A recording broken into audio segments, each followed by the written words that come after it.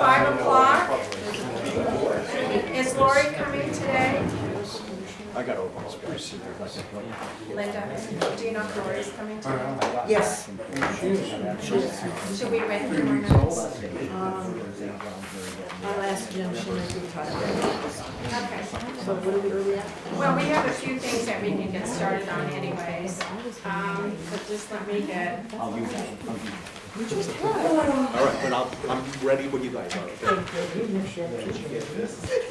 I shoved everything in my.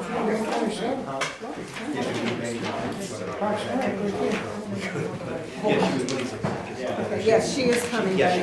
Okay. All right. We both tried to come up with reasons not to. I did too. You guys said- Yeah, no problem. I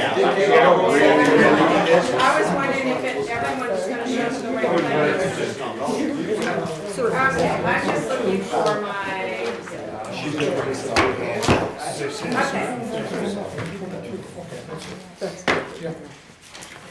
And she probably should be here. That's okay. We have a couple of things set. Okay, I'm gonna bring the meeting to order, please. And the very first thing is the approval of the minutes for 11/17. Did everyone have a chance? And do you have a correction? Yeah. Oh my gosh. Amanda, you did an excellent job. Thank you. I move we accept them as written. Second? Okay, thank you. All in favor? Aye. Thank you. That's good. I know there's always typos in there, but oh well. So, and we want to welcome Caitlin and from Parks and Rec. And if you want to introduce your board over there. Yep, I brought my program coordinator, the left over there, Amelia Claus, and then these are the three members of my board, Blake Roberts, Danielle Cook, Andy Kilmer. Hi, Andy. Haven't seen you in a while. Amelia's father is named Santa. Really? I am a Christmas baby, so.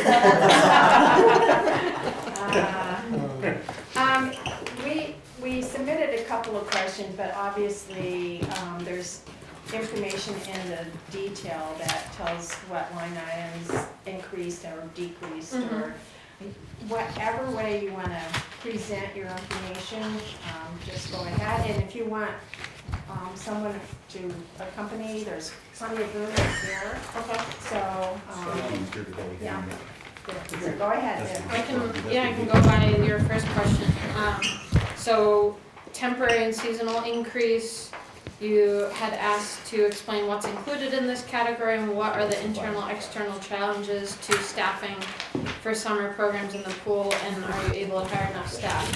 So we went from 80,402 last year to, I think, I put in 113,925. So included in this line is our after-school program staff, our summer program staff, and our lifeguards. I would say the biggest challenge we had last year was we've been at the same rate of pay for temporary and seasonal for a very long time. I think it started at $8 or $9. And when you look at all the other places where kids could work at 17, we had a very difficult time staffing that. So I met with the board, they approved increase in funds, bringing that 80,000 line to 90,000, and I'm already over that line this year. So with increasing to starting at a more average of $15 an hour versus 10, I budgeted 113,000 for that line to cover for an increase to a better starting pay, in the hopes that we get more staff that want to come up at the summer program and after school program. So when you say the summer program, that is the summer program that the kids participate, you see them at the middle school. Yep. But then you also have some employees at the pool, right? Is that all, are they all together. together? Yep. Okay. So, yeah, it's just one. And how many do you usually employ? Approximately. So a good goal, I think we're shooting, last year I believe, and Amelia correct me if I'm wrong, did we have 22 for the summer program? 19 total for the summer program. And that's kind of where we want to be for next year, 18 or 19. And then a good rule of thumb for the pool is 9. And then after school program, I think we had 8 last year. We're really roughing it this year. I think 4 or 5, including Amelia and myself. So, and 8 is a good number. So. And for the after school or the summer program, what's the average, you say 18 or 19, but what's the hours for the average hours work for those? We are, the next year we're gonna be 7 a.m. to 5 p.m. And most of the students, I mean, a good reason why I think a lot of kids like to work for us is the flexibility. Sports happen, practices happen, games. We're able to be flexible, and I think last year, not all kids worked 40 hours. There was a couple of lead counselors that would, but otherwise, maybe half that hours, maybe 20, right? Oh, that's good. Are there any kids that are not from Littleton that are attending the recreational programs? Yes, I believe last year there were quite a few. I don't have the figures on that. I know Christy did see an increase in pop-ins. If someone was visiting here for the summer for a couple of weeks, it would be, those kids attended our program for a couple of weeks and then left. So were they visiting a Littleton resident or just a neighboring town? A summer vacation. Yeah, it was a neighboring town and they would So just be here. Do we have a No, non-resident fee? I don't believe, we do have one now? Did we have one last year? Why not? I don't know if Christy had one, I'm but not last year sure. for next year is, yes, it's a $10 increase from what we're planning for our summer camp. And what's the rate structure for the summer camp for the residents now? So before, it was a little bit all over the place. It was, $90 a week last year, but there was an additional $15 before care, $10 after care, and then field trips were separate at $24 a trip. And then we had Adventure Club at $30 a week. But what Amelia and I have done, and I commend her, is looking at the numbers in a hard sense and including everything. Because I don't think even with that, we were covering us. So including busing, the increase in busing, we saw a huge increase in that. $130 a camper rounds out, and it covers all field trips, all hours of the day, all weeks, And that includes the after hour and before. and before. Yep, it just makes it so much easier and covers us, and we'll see hopefully a larger projected revenue. So this was this past year's rate, 130 per camper? This past summer was 90. Okay, it was 90. Yeah, and the new one is going to be the 130, and 90 not including all the additional add-ons, after. Yeah, yeah. Okay.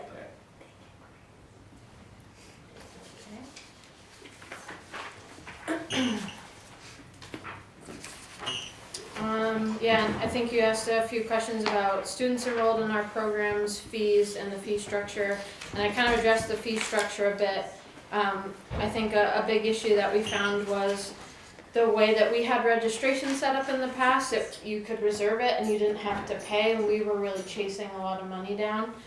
This year, we're gonna have it structured more that you have to have that fee up front, and if you have back pay, that has to be paid before you can even enroll in the program, and then it's gonna be every week you have to pay to stay. Now, can a family pay by credit card? Yes, yep. Credit card, check, cash.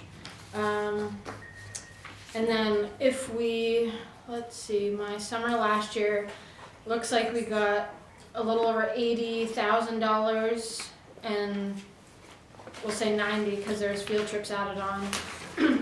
With the increase that we want to do at 130 a camper, we're projecting at like 147,000 versus that 80 or 90 for revenues. And that's about 120 some odd campers a week.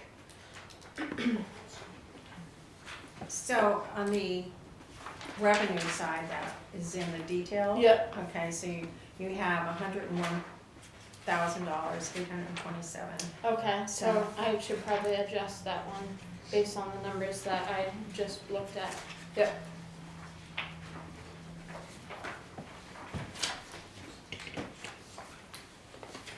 We appreciate that you take the time to review the fee structure every now and then. It just, costs go up Yeah, and exactly. And we've been doing the same What's, thing. for- what's the miscellaneous revenue that's on the detail sheet?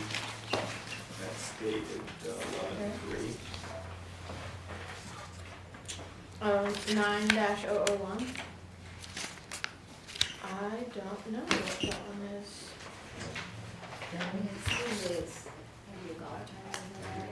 Oh, okay. So, okay. So then I need to change that one too. So that is mainly the golf tournament, event that we run, so I can add update that structure there too. so when Now, you, excuse me, so when you finish updating this, can you let Jim or Lori know? Yep.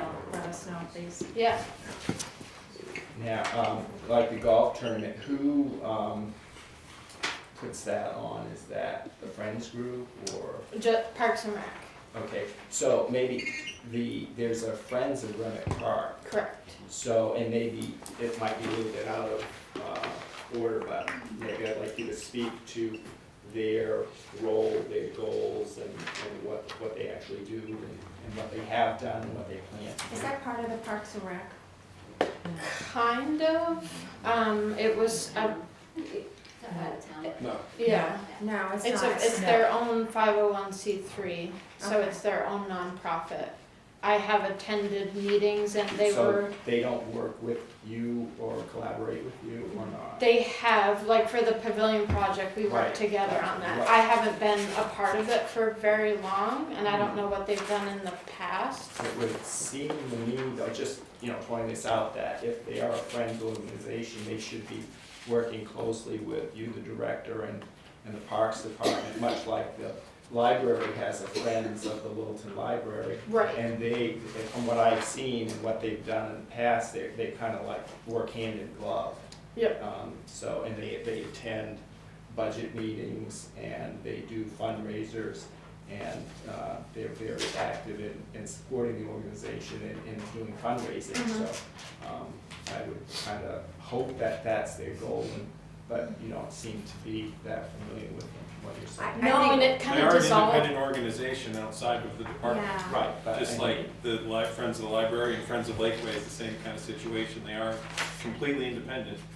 Whether you choose to go to their meetings or vice versa, and the town has zero hold over that Friends organization, correct? Correct. Right. And they also had some significant turnover in their officers That's in what the I was last gonna couple of say. years in the transitional period, so they're actually trying to get more folks involved and recreate their structure as well, so it's. I think what he's just trying to address is, friends or other people helping you out to do fundraisers and things like that. We were just wondering how that was structured Yeah. and whether or not they're part of your, but we would like to see expansion in that because we think it's very helpful, so. But, I mean, But yeah, we know, Yeah, yeah, I mean, I we don't be the know. negative guy, but, it sounds great, we can solve everything with volunteers, but when you're from my end of it, as John had said, you have no control over them. And so unless it's very specific, I'll volunteer my time, but you need to tell me, what is it I'm gonna do? I need to be here at 9 o'clock, I'm handling registration from 9 to 10, and then I'm done. And I mean, so it's almost getting a handle of what actually do they do, what is their goal and their focus, and then how can that be done? But at the same time, I don't wanna rely on volunteers because And I don't there are think, people that we saying can corral. that, but it's Jim, just that, we've seen it in the past with the pavilion, and they step in and do things, but you guys should be, all working on the same team for the same goals and not, working against each other, and that's all I'm No, we're getting not at. working against each other. Well, no, I don't I know mean- what they do. Well, yeah, but that would be a good step, I would think, that if you've got an organization that's a friends of your entity, that you'd wanna know, what are they doing? Are they doing things that you don't like and maybe not support, although using the name Friends of? So that's all I'm getting at, and it just seems like there might be a little disconnect here at this point, but. and I think too that, because most of our fields are at Remick Park, that, you know, coordinating together, that's all we're trying to say, so. go ahead. Yeah, I think we should be careful, because we don't want to discourage volunteerism. Right, No, we don't discourage it, but I don't count on it, because sometimes it's more work organizing volunteers than what you get out of it. I think maybe I was thinking about fundraisers, instead of someone coming in and like, I'm gonna work at the pool for, you know, X amount of hours and then not show up. Mhm. You know, I was just thinking of the fundraising aspect of it, so.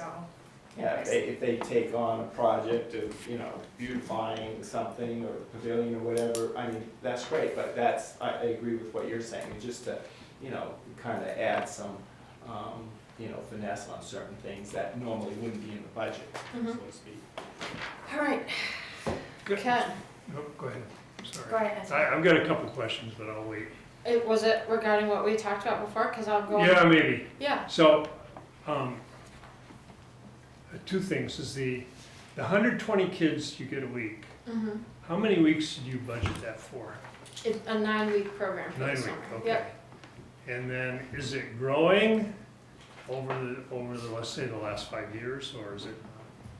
Yeah, and I can only speak to what the year and a half, almost 2 years I've been here. I have seen it grow to the point where we do have to put a calf. We have to make sure that we have enough staff and a place for the kids to go. We are pretty tight where we are. We're in the basement of Daisy Bronson, which is very tight for the kids to be. But yeah, I have seen it grow just since I've been here. Yeah, so you don't have numbers exactly, but you have a real good sense from just being there that it's growing. Right. Yep.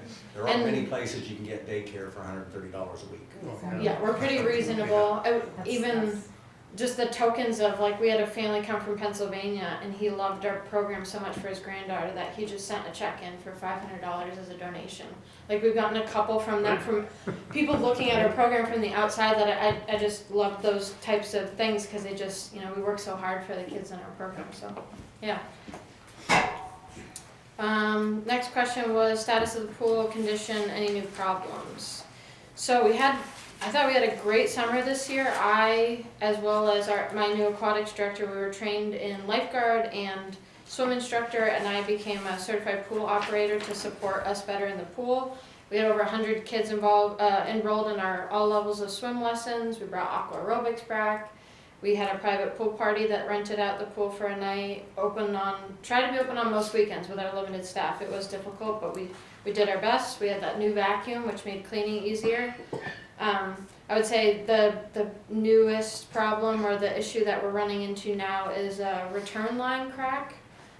We noticed a bit of water coming up from one of the areas of the pool through the concrete, so we drilled through, and the lines that run to the skimmers are cracked, and we have dug quite a few hundred feet and haven't found good pipe yet. So I would say that's my biggest issue right now, is budgeting for either the rest of the pool or just cutting it off somewhere. And I mean, even with that crack, we knew it's probably been, I don't know, 5 years or so that we've had it, that we've still been able to maintain what we had for the pool. So that is why you'll see the 2 lines for the pool that I budgeted for $10,000 each. I am unsure of what it will cost. Right now, we're probably, with his hours, the contractor I have, maybe at $9,000, not including materials. So that, I would say, is where we're at for the pool situation. How old is the pool? 1969. Seriously, I I was was there when I like, was a kid. me too. Yeah, it's the same one, right? Yeah, okay. Yep. I was saying when I was a kid. Yeah. All right. As far as that goes, it feels like we have to decide as a town, do we want a pool or not? And then with that comes maintenance cost, and we have to accept that.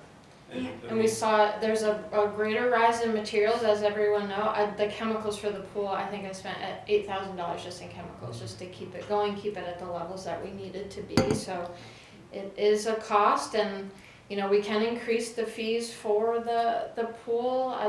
Those don't really cover what we do, but does the town want to see that too?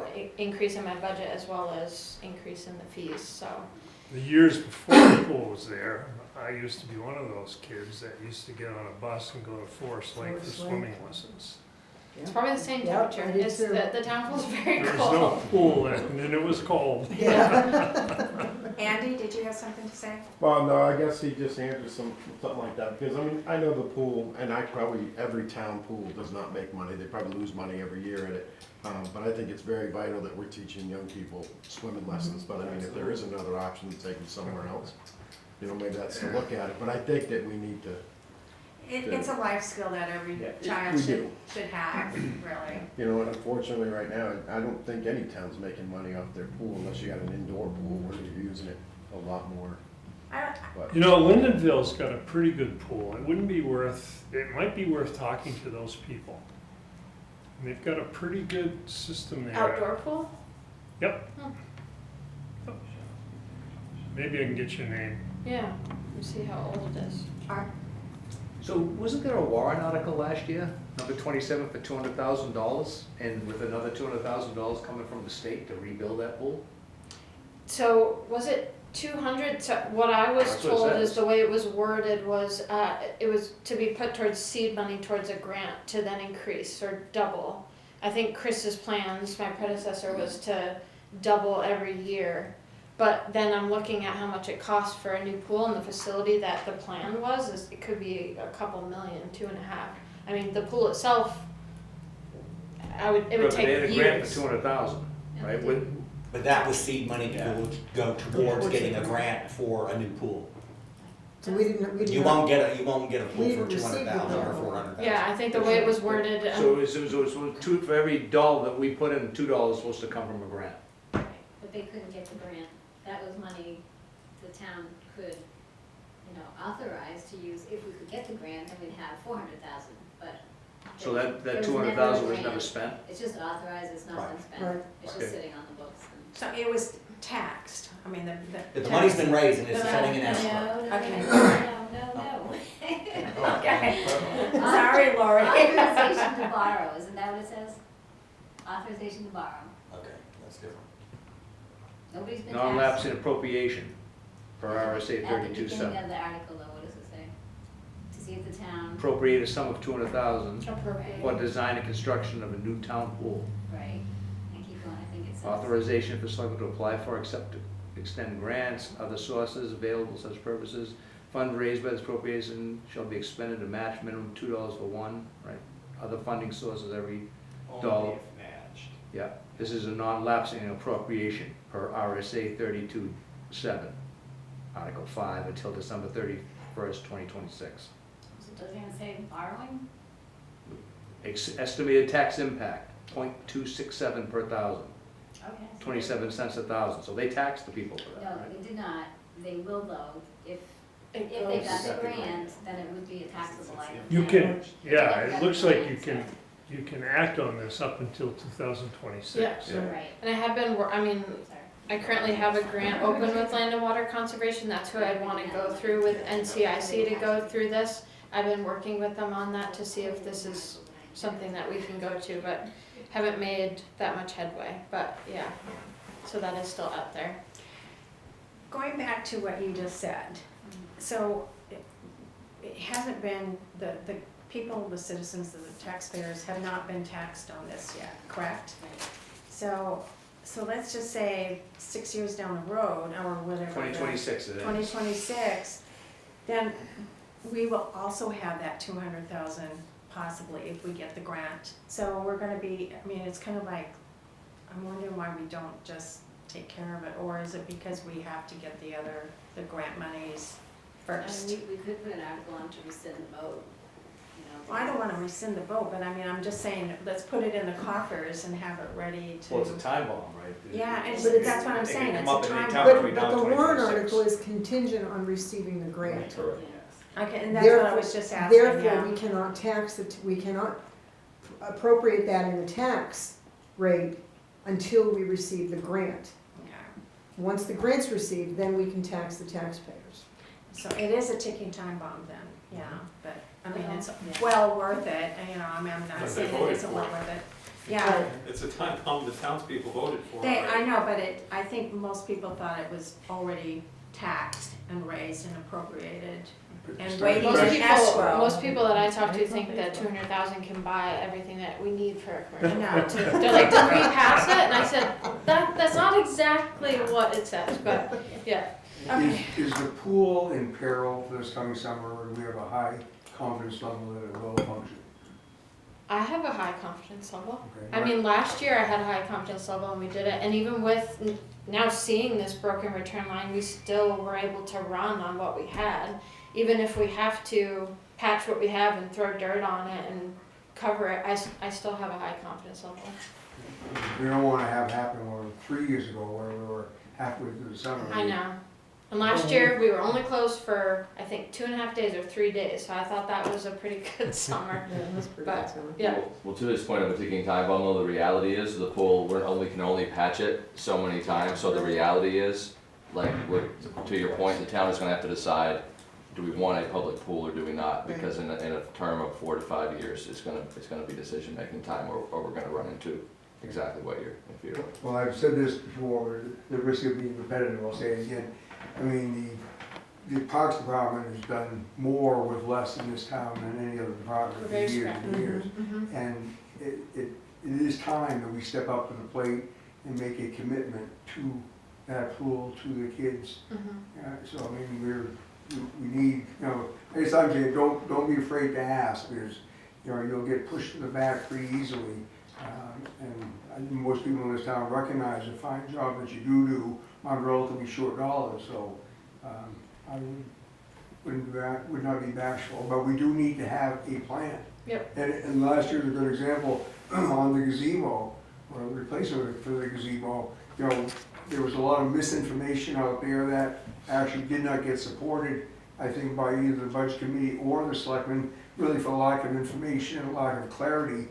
But once that was all sorted out down behind the bank at that meeting, and everybody, of course, Mr. Klein's coming on board was a great thing. Right. But once everybody had a sense of what it was gonna take to get it done, where, you know, soup to nuts, Yep. it happened, and it was a great project, so. Yep. I Pool could hope be- you build momentum. Yeah, pool could be a Friends of Roaming project, or the Green Building could, we have a lot of projects we could definitely do that with.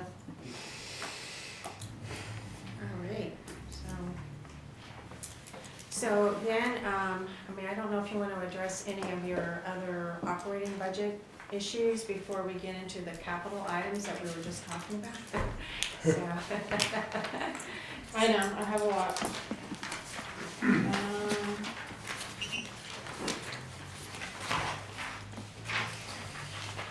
I mean, there were quite a few increases on my expenses. I think most of them are fairly self-explanatory. Internet access, I got internet to the pool and for seasonal and to the green building. We did not have a phone up at the pool for a couple of years, which was definitely not a good thing in emergencies.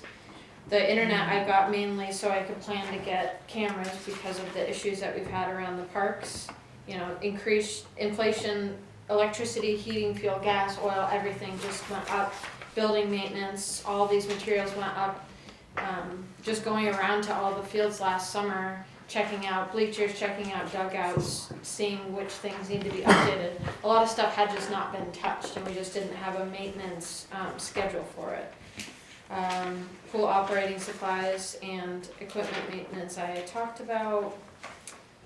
In pool supplies, so you have chemicals, do you have a contract for chemicals that you buy, or do you just order them and do the chemicals yourself? Yeah, we order through, the easiest way that is through North Country Pools and Spas is right down here, downtown. And that's why I became certified pool operator too, so I could figure out what needed to be added.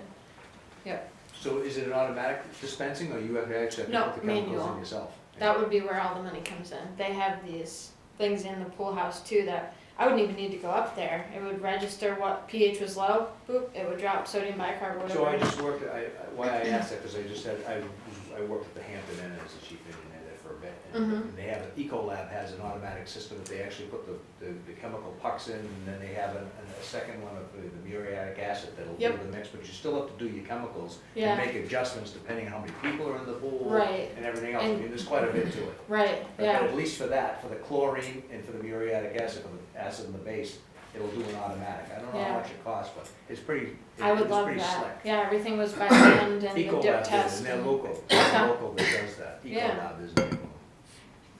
They do the hotels, they do over at, Mount Washington, at Omni, Yeah, the hotel, they do that, and so it's pretty easy, you just dump the pucks in and you just make sure that there's enough in there. yep, that's Same with awesome. muriatic acid, you just, I think it's a 4-to-1 or 5-to-1 mix, Mm-hmm. a 5-gallon bucket. All That's taken all. care of. Yeah. Question, what's the admission costs to use the pool for like a season and or a day pass that you have? Day pass for residents, I believe is $5, and non-residents is $7, and then I believe season pass for an adult is $35, I think, for a resident, and $40 or $45 for a non-resident. It's pretty decent, and our family passes, I think it's like $100 or $120 versus resident, non-resident. So that's for our family, so yeah, that's good. Yes. It's pretty good. I would contest that since the town is the one that's subsidizing the pool so much, that the non-resident fee should be a fair amount higher, unless we think we would end up losing money by, oh, well, we're not gonna get as many people buying the pass and they're not using it anyway. But I personally am not in favor of Littleton subsidizing, or, subsidizing activities of Franconia, Bethlehem, and, Sugar Hill and whatnot. So I throw that out there, maybe look at that fee structure Yeah, again. I think, was it Bethlehem that just passed last year that their pool was free for all residents? Did you see that? Yeah, it was. I didn't know if that, yeah, and that was something I was like, oh, that's a little bit of pressure on us too. I don't know how they did that with the amount of cost that it costs for a pool, but yeah, we can look at that fee structure. Well, pool daily admissions, you have 1,200 here. So, and that's daily, and then the season passes, so it would be 1,200 people daily? $1,200 Oh. for the whole. I was gonna say. So it'd be, what, 3,200 that you're making off okay. So, that doesn't, 1,200 yeah.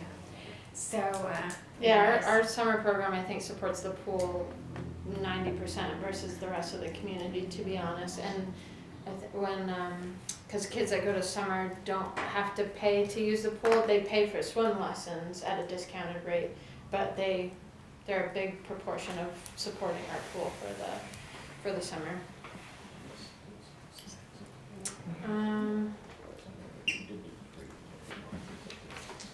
And then equipment purchase, getting a laptop for Amelia. I think I went up by 55 to 12,000. Amelia doesn't have a laptop that currently works, so having her go to the programs. This past year I had to purchase 2 new tennis nets, and I know the other 2 are probably gonna fail for next year, so adding in a couple $100 for that. Our skating rink mat is what Patrick calls Swiss cheese. There's a lot of holes in it. We patched it. It's at least 8 years old. So adding in a couple of those things in there. I have a question about the rink. Mm-hmm. So, does somebody scrape that and flood it, and lights on at certain times? You can go there anytime you want? Because I tried to get up there to go skate, and I couldn't find a place to park, because it was all roped off. Yeah, when did you go? You went last year? Yeah, so it takes up a good chunk of the parking It lot. does. So there's a small section you can park up there, or we tell people to park up at the pool and go down or walk over. It really is dependent on weather when it starts. We need to have at least It's gonna be cold enough. Yeah. It's an outdoor rink. I understand. Yep, and Patrick has a system. I helped him last year, and it's awesome the way they do it. I mean, they build it up layer by layer. It takes probably 40 layers. It takes a couple weeks to build, but getting a thick enough layer, it lasts. I think we had maybe an 8-week season last year, which is probably a little bit longer than the rest of the towns around us because we built up a thick layer. There are some towns I know that just throw a hose out and flood it, but then the first thaw you get, it's gone. Do they paint the bottom of it? Nope, that's the mat that I was talking about. It's white. The Yep. mat is white, yeah. So can we see you up there sometime this year? I did skating? go up there last year. Did I see you on the ice or did you come and watch? I came and watched. If you saw me on the ice, I might be in a wheelchair today. Yeah. But I will try it out this year. If I can learn to ski, I can learn to ski. We have those little chairs with the tennis balls. Yeah, that's what I need. I can do really Robert's gone down there and played hockey with some of the high school kids. Yeah. He's taking his stick down. So that was my next question, can they actually play, can you get on there with the stick and a puck and play? Yeah, yeah. Yeah. Robert, every time he goes down there, he takes a stick and a puck with him. And usually there's 2 or 3 Maybe kids they down there. As long as maybe they can have a play date, huh? yeah, as long as they're respectful, and I might even have, if it becomes an issue, we might have the stick and puck times and skate times, because there were a couple issues last year with kids just being inappropriate and had to call parents to get them. But otherwise, we have hours posted. I don't have them off the top of my head, but weekly vacation times, and we're open till like 8. There's lights around there, so yeah. I grew up near it, and then we had an outdoor rink. Yeah. And there was a little hothouse there that you could go into. Yep, and the same lights were here. on till 11 o'clock, right? Oh. And there would be 50 against 50. Wow. Playing Okay, it's hockey. not You that swap big, but- teams. Well, it's a rink. Yeah. I would love to take a look at it, but Yeah. it was very well used. So you just go out and brawl on the ice and then once in a while That's just it, play there's no, puck? well, there's no pads, so it's 50 and 50, if you don't like this team, you go to the other side, it's back and forth. But, I mean, that was all day, they would go, that would be from sun up till 11 o'clock at night, there Yeah. would be people on the ice. We used to play at that rink, I played a lot. We used to play 30 above, 30 below. Oh, yeah. Didn't matter, and it was, we had it always 5 to 7 p.m., Mm-hmm. Monday through Friday, Yep. for just hockey. And that was perfect, Yeah. as far as I was concerned. And there used to be 2 rinks a while ago, right? Wasn't there one at the other Apthorpe? Back Yeah, when- not when I was a kid. No? When I was a kid. My parents met at that skating rink. At Roanoke? Yeah. Okay, so, I, any more questions? from the detail that I have, and I'm sorry I didn't present this before, and there's Upthorpe dugout renovations for $50,000. Let's go through the operating and then that's the, Capital. I thought she was going through the capital, not yet, she wasn't, yeah, not yet. The only other 2 lines that increased, summer program, 12.5 to 18, we did go over budget, buying a lot more items, but increasing this will bring in more revenue. We'll be able to include more events. I don't think we accounted for a lot of the people that we brought in for those events. And then recreational programming. We started a lot more new programs this year. Adventure Club was a 4-week program we did for kids that had aged out of the summer program, as well as adult softball, and a couple other things that I just wanted to take into account for what we spent. So I think that was, Bocce park. and bocce courts. I got pickleball, we'll move on to bocce. All right, so now we're going to the capital improvements, or, Yeah, do you wanna start with the Apthorpe one, or do you wanna? yeah, that's fine. So, after going around to all of the fields this summer and looking at What page you on? bleachers, 127. and looking at bleachers, looking at, painting, what buildings need to be done, we noticed that the Apthorpe dugouts, which I was told are about 20 or so years old, one of them at least had started to lean back. It became a safety measure. It looked like the cement blocks were coming off the base. After that, to temporary measure, if you've driven by there, I've seen the braces put up on that one. So would love to have someone tear down both of them and redo them. Put an RFP out, I put bids out, I got no bites on them, and to be honest, I just shot in the dark with the 50 grand with maintenance costs. So I wanna make sure they're done, and I don't know how much it's gonna cost, and I'm hopeful someone will stick to it, but I don't know. Over time, over the last 40, 50 years, so many dugouts have come and gone and come back again. You know, we had dugouts that we did away with and just had benches for years.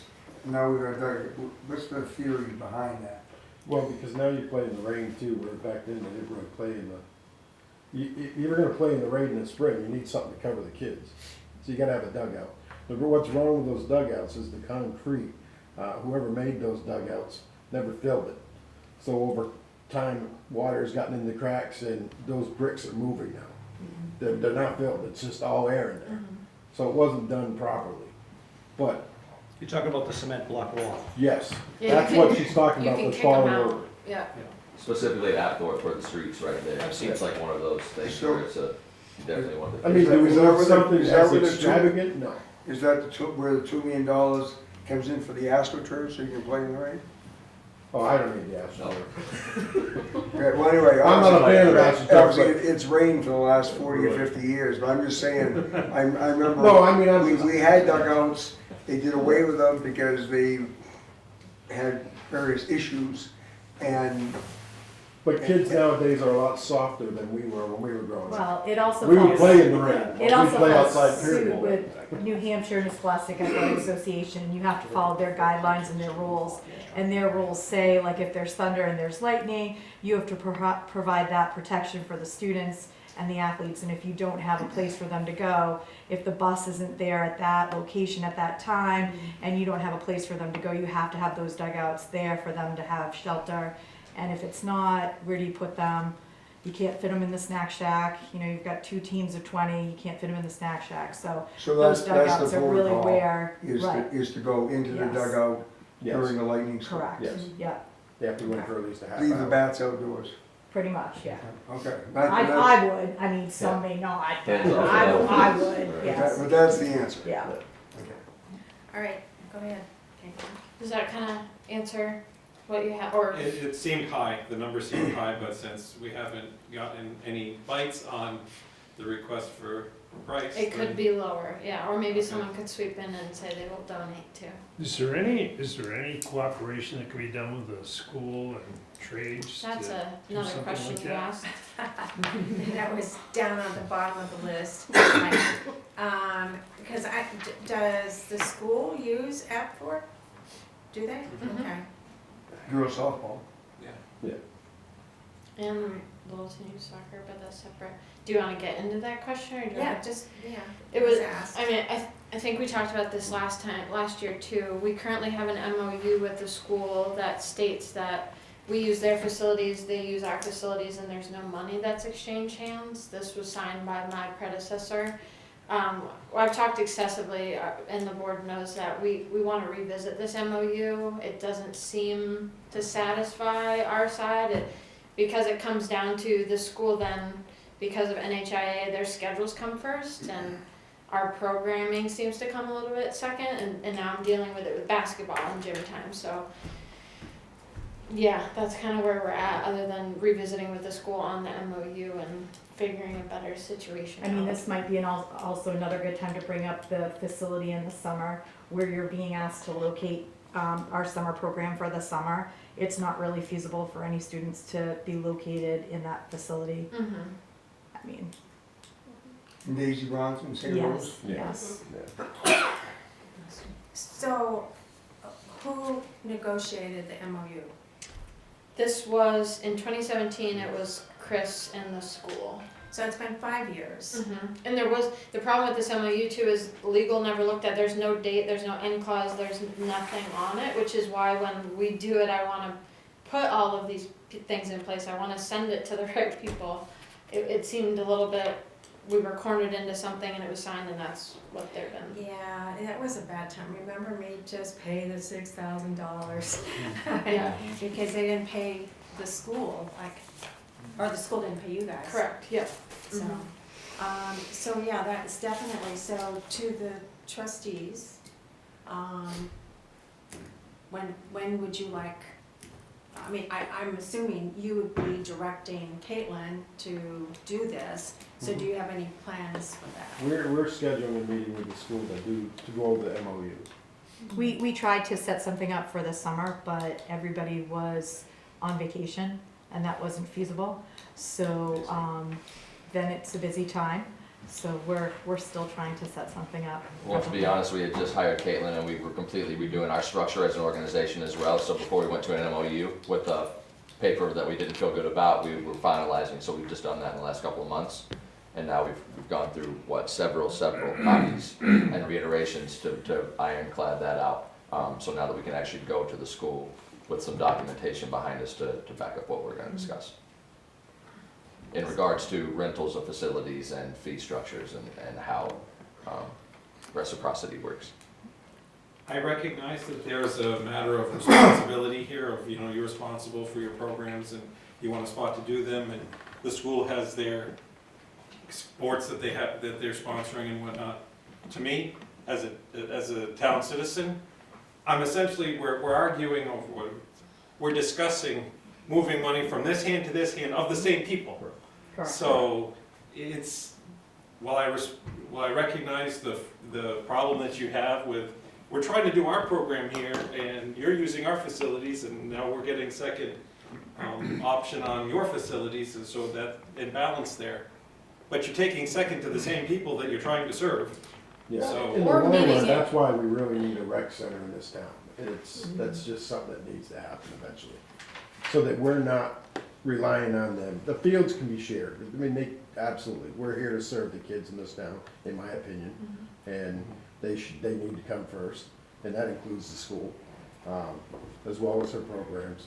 But I think we have the fields, but again, we are reliant on using a condemned building, which if, and don't get me wrong, I know it's gonna be a lot of money, but we really need to start working towards, as a community, at getting something that we can put many things in there. Even offices, stuff for the kids, to take away from the issues that we're having right now.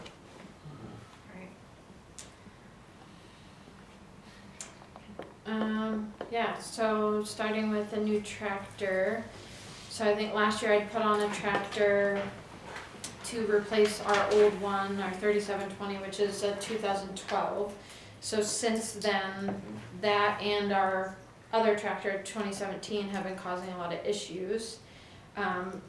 My equipment, vehicle maintenance has gone up due to this, computer issues, or last summer it was that 6 months that we didn't have a tractor and the school was complaining that their field didn't get tilled. I have gotten a quote from Kubota and from John Deere. The Kubota one will actually take both of these tractors as trade-in value and replace it with one tractor that comes with all the parts and pieces needed. I like that option. The trade-in values are just gonna go down every year. I think last year, 3720, we were banking at 15 or 18,000. This year it's already down to 10,000, and the other tractors were 6. And that's where that kind of 60,000 came in for a trade-in value for that. Yeah, I don't know if there's any questions on that one. I think we can keep going there. Do you have any questions, Steve, on that? So, and your next one, your zero-turn mower, we did not buy a zero-turn mower? We did last year. The other one is the one we have currently that's older. I learned that it's 5 years old, and when it was purchased, it was used, and it's actually a residential mower, not a commercial mower. So this older one is now kind of on its last legs, so I put that one in. It has had maintenance issues, so I put that list on there. So, I think last year we discovered that you have a lot of lawn to mow. You know, right? Didn't we? Correct. All the There's- different locations. It's a lot more areas than I think you. And they you would don't think. have the zero turn in the highway department, so it's not like they can borrow them. That's a specific mower for much tighter, Right. smaller spots. So yeah, so it's not like this backup. Yeah, I did learn there are quite a few areas that aren't, I would say, parks related. They're kind of a gray area, and the Department of Public Works does not have what they call the finish mower, which is something that mows below 6 inches. So they can do weed whacking, they just can't do the finish. So, we So, take. what Yep. do we mow? Can you just enumerate the big mowing jobs? Other than all the fields we do all the welcome to Littleton signs, we do the fire department, police department, we do that bank by the Beal House, we do the front of the industrial park, we do the Dells, we do the river walk. What does DPW do? I mean that I derogatory. mean, they do the right-of-way areas, and I was involved with a meeting with Caitlin and Doug, and I've asked them to go through this list, because what happens is little pieces of land come on. Well, I'll give you an example.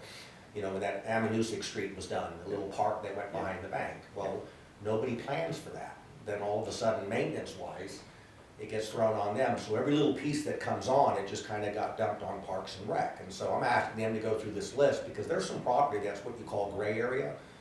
And if it doesn't fit, then I don't have a problem in looking for a contract for somebody in seasonally from April to October, come and mow these odd areas that we don't have either the equipment, or I don't want to put additional people on. It's a lot easier in terms of there. So she's working with Doug to work that out, because there is some gray area, and it's and now they take on the bigger field of the Mr. Moreau's property. Oh, the So that's like been added to Parks and Rec, and so I mean, and you've got 2 people in that department. It's not And we have a expanded. shooting range, did you know that? We mow that. The police shooting range? The quarter mile out there, the shooting range, and the quarter mile back, yep, we do that. Twice a season, but it's still, all these little things, it's like, okay, we'll do it, and we're the good old boys, and we'll do it, but now it's like, I have 2 people, and DPW has this huge team, and they have all They were this even doing money. plowing of the bank parking lot now. In the lease, the bank will take care of that. So does But it just- DPW only have brush hog? Or do they have mowers also, or they just have brush hogs? I believe they have brush hog and then weed whackers. Because the tractor that you're asking for, you can have an attachment that pulls finished lawnmowers behind it. And we do have a brush hog for one of our tractor, like a pull Right, behind, you don't need- for the hills. So a zero turn, I get if you have a lot of tight turns and stuff like that, although I don't know how well you have that on a baseball or football field, but that being said, they do have attachments that you can pull on your tractor, that little John Deere green tractor I've seen out in the field, raking it, right? I mean, they have finished mowers that go behind those. Okay. Well, the reason I asked about the configuration which you're mowing is you can get to golf lawnmowers, which really do wide swaths in a short time. And you can tow those behind a tractor. Right. And that would be, So is that? Just that would an be really good attachment. for those big areas. Okay. But are Versus- there enough of those to make it is it sensible or not to do that? But Maybe like a 3-foot swath, Seems and to then me there's that- 6 of them that Yeah. you drag behind it, so you Oh, can yeah. drag that through a whole field, Yeah, and it'll be finished. yeah. seems to me that whole area needs to be studied, because that's we're doing a little bit here, a little bit there, a little bit there. We ought to sit down, what are we mowing in total as a town? Whether it's parks and recreation. No, and that's what or we're going through, highway because I agree with department, you. I mean, I get a phone call about a piece of property, that's the first question I have to ask. Okay, is this in yours, or Doug, is this in yours? And to be honest, I mean, while I don't know every detail, but should know kind of clearly what is parks and what have you, and what's happened, there's a blend. Parks has kind of become a little bit of your roadside maintenance group, and that's typically a division within highways. So they're mowing smaller areas that the highway department doesn't have the equipment to get to, and so we've kind of blended, and there needs to be a better We separation. should do the best for Littleton, Yeah. as John said. No, and that's why I've asked Change in them. one pocket or another. If it's easier to contract with a lawn maintenance company, from spring to July or what have you, in some of these odd areas, then I don't worry about individuals, I don't worry about buying equipment, I don't worry about workers' comp, I don't do any of that, and maybe then, there's a cost involved, but there's an efficiency aspect that frees up both Parks and Rec to focus on the things they're supposed to be doing, and the same with the highway department. So next year you'll have a recommendation. Hopefully before next year, but yeah. But I mean, yeah. for us as, Yeah. But Caitlin, in your list of capital items, this is a wish list, if you would. Yes. There must be certain items that you're serious about for this year, and some that you're just throwing out there for future thought. Yeah, I mean, when I first started and I was told, create this 7-year capital improvement plan, here I am thinking of pipe dreams, and then I'm looking at it and I'm like, well, I'm asking for a lot, and to be honest, every year something else breaks, so a tractor I see as one of the highest priorities. Then Round Park Green Building, we do know we need it. I just think it's just obviously going to take a bit of time. But what I had seen this past year with vandalism and issues with the parks as the cameras is going to be, I think, would be a huge thing to have.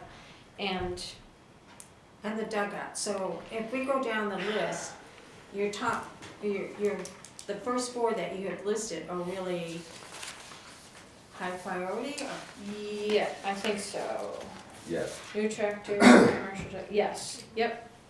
So dugouts for a suggestion, I would suggest versus the concrete walls, and not wood, but you could do it with 4 steel pipes with like a lean-to on it, and you could canvas on the inside that could be taken off at the end of the year. Mm. on the street, on three sides. Mm-hmm. And then it'd be something, be steel as you go right to the concrete floor, there's a concrete floor that's in there, I'm assuming. Yes. Right. Yeah, the concrete base itself is You do fine. a 4x4 pipe, Yeah. tubes right up to a lean-to on it, and that would keep your water and everything off of it. Well, it's the lightning. You can put it at Steel already, so that's. I believe code requires a solid wall, non-metal structure because of the conductiveness of lightning, so I think it. That's a ground, that'll ground it, That'll be good. yeah. And you gotta hope you're not leaning against it. So then the passenger van, tell us more about that. So that was a previous request too by Christie. As I always said, transportation has been an issue with us, and with busing increasing, I thought it would be good to have this on there. With the problem is that it can only travel with 15 people, or if you get a larger van, then you need to get a different license. We could open opportunities though to after-school program with smaller numbers, or even our adventure camp too, because that's usually smaller numbers. But maybe there's other opportunities for working with the school with a van too, but. Right, the school bought a van not too long ago for that, for the tennis, for some of the smaller sporting teams and whatnot. Yeah. We also talked about in the short term that as a trial area, we could also rent one for much cheaper as opposed to jumping in right off the bat. So for one program season, maybe try it, see how usable it actually was before diving in. So that's one that we agreed could come off if necessary. And then Remick Park Green Building. So where are you in the planning of that? So we are working on creating a facility committee, right? Is that what we called it? Another one. So I came on 6 years ago, and that was what was in place. They had started that, and I just really feel at this point it was a real large waste of money, just because they had hired a team to come in, and I just don't feel like we got our money's worth with that. We had the community come in, give us their thoughts and their ideas, and that was fantastic, and I really thought, wow, this is amazing. And then we had an architectural team come in, paid them a ton of money, and then they didn't put anything down that anybody had asked for, and it was kind of like, it just seemed like it was just in the wrong place, and nothing really was done with it. And so it's just kind of like been left. And so here we are. I want to say that was like a 2-year thing. 4 years later, nothing's been done. So it's hard to be 6 years later and not have seen anything, no progress. So we could say that the 1.1 is coming off for this year? There are people who want a building and who will sit on a committee and will help and are eager. So I think it's definitely great to start at a committee and put something in place, but it's got to be something that, you know, we definitely look at. Yeah, because I think for 1.1, people will want to know details. And I don't think it'll be one. And I don't I think it's gonna gonna be be higher Look than at the same one. sheet, 1.1. we have it in 2025. I have it on 220. Yeah, I think it was 2023. accidentally listed twice. There's a Remick Park Green Building for 2023, and then there's a recreation facility for 2025. So I think somewhere I accidentally submitted it incorrectly to the CIP plan, and it was listed that way. So we can take it off 2023. Okay. Yeah. Thank you. Well, definitively, we don't have a total to ask for Yeah. yet, so I think we have a And much we better really plan don't think it's gonna be before we- 1.1. Yeah. Yeah, and I mean, I'm just going by this list Yeah, here, no. but okay, yeah. Right. So, all right, well, thank you for that. So Remick Park improvements, 135. That's what I have on this list. Yeah, and I don't know exactly what that was listed for. Scratch it, no. Walk the I walkway. thought Was that part of the walkway and the drainage? Or is that all? That shouldn't be part of this because it's separate with that grant. So I don't know if all the totals for the Remick Park improvements came up to that 135 that was listed for the CIP. Yeah, I tried to find the detail. Oh, thing is that on there, Was that the baseball building? The smaller snack shack building we had talked about? That was part of that grant thing too, academic. Okay. Sorry. So if you need to clarify that Yeah. to us, so we can take the 135 off right now, or? Yeah. And we can also take the 70 off, and Blake, do you need to, put something else in for a rental, if you're gonna try that? With the increase in program costs already, we were kind of expecting some more expenses, and I think that we would make sure budgetary that fit. And if it wasn't appropriate, then we would come up with another solution, so I don't think we'd go for extra and ask in that point, would you agree? I agree, Yeah. yeah. All right, and so now we have new park building at Norton Pike. Yeah, so that one, I mean, looking at the overview when I was sitting down for the CIP, that, I think that building can hold, eventually we'll need to address that, but it is not a priority at this time. We did some facelift work on that building when we had the Stoddard Field dedication. We repainted, we got 2 new doors. I mean, the garage door probably needs to replace, but that can hold for now. What portion of the year is that building used? Yeah, soccer season. Is it Which used during means- softball? I'm sorry. Oh, yeah, you are correct. Soccer and softball. So, Babe Ruth softball uses So that. it's spring and early summer, and then it's fall. Mm-hmm. Okay. So that's for use for Babe Ruth too. Do they contribute anything to some of the facilities? They're pretty good. Yeah, we're pretty evenly split. If something's needed, I'll call Daryl. He'll buy it one time or I'll buy it the other. So we recognize that we share the facilities in a shared way. So they're very good about that. Yep. And the swing set at Apthorpe. Yeah, that was another pipe dream plan that I had thought, not as important as all the other ones here, but. Well, there's a lot of children down at that area, right? Yeah, this is the green building where the tennis courts are. There's that little grassy area that I thought could eventually turn into a mini park at some point. Because that building itself, I have plans for that down the road too. It's a pretty, it wasn't built that long ago. We use it for storage right now. Obviously, you'd have to get in there and get new plumbing and heating, but otherwise, that could eventually turn into maybe a place where we could run facility programs out of. So that's a future dream too. I think many years ago, there was some swing sets up at Oh. Thorpe Not that Common, and then even behind that green building that you speak of, I think at one point when that was Probably. constructed. Yeah. Big slide and swings, you're right. About 10 years ago. So I don't know if this is actually fully fleshed out on the equipment down at Apthorpe, but I think it's really important to have access for the kids in that area to have, some kind of playground. So are you thinking that you might drop it for this year but come back next year, or do you want to keep it in there and see? I don't know, I mean. Personally, I'd love to keep it in there if we're gonna, since we are pulling some substantial ones down the way, it almost, maybe it not be for a group discussion, that maybe we should flush it out ahead, but we know that we need new lights at Apthorpe, which is a huge part of being able to only have one field here in town that you can use after dark. We were hit with a much larger quote than we expected, so maybe this is an opportunity to put that on as a priority, as some of the others come off, just to throw it out there. Well, let's just throw it out there. What do you guys think? Caitlin, Keep you something wanna tell on them about the for quote that Apthorpe? For the playground. You're taking the 70 off, right, for the And the 100. for the van, and you're taking the 30 for the building, north and 135. And the 135. Pushing And the out. 135. And the 1.1, yeah, so And the we're taking out. 1.1.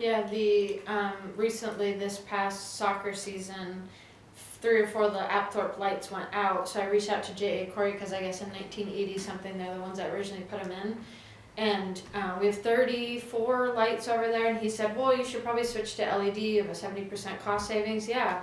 But at 34 some odd lights, he was quoting me $900, it would be like $30,000 to replace them all, and he kind of said, do you want to go with this? And I can't do that. I'm like almost done the year, but Just put it on my credit card. yeah, so we were gonna try out 3 lights to start, but I was also looking at the rest of the stuff that I had previously asked for in my 7-year plan, but this is not something I expected to happen, but So when you say Apthorpe, but you're getting down here, Berwick Park lights. yeah, that was part of my plan to get another field lit down the road if we were to do Two that. separate things. Yeah, together. it's So the separate, hope it's was separate. down And the that's road, it would be 2024, nice to yeah. have a lighted field at Remick down the road. This is That's not here. replacing the light bulbs at That currently Apthorpe. exists. the common.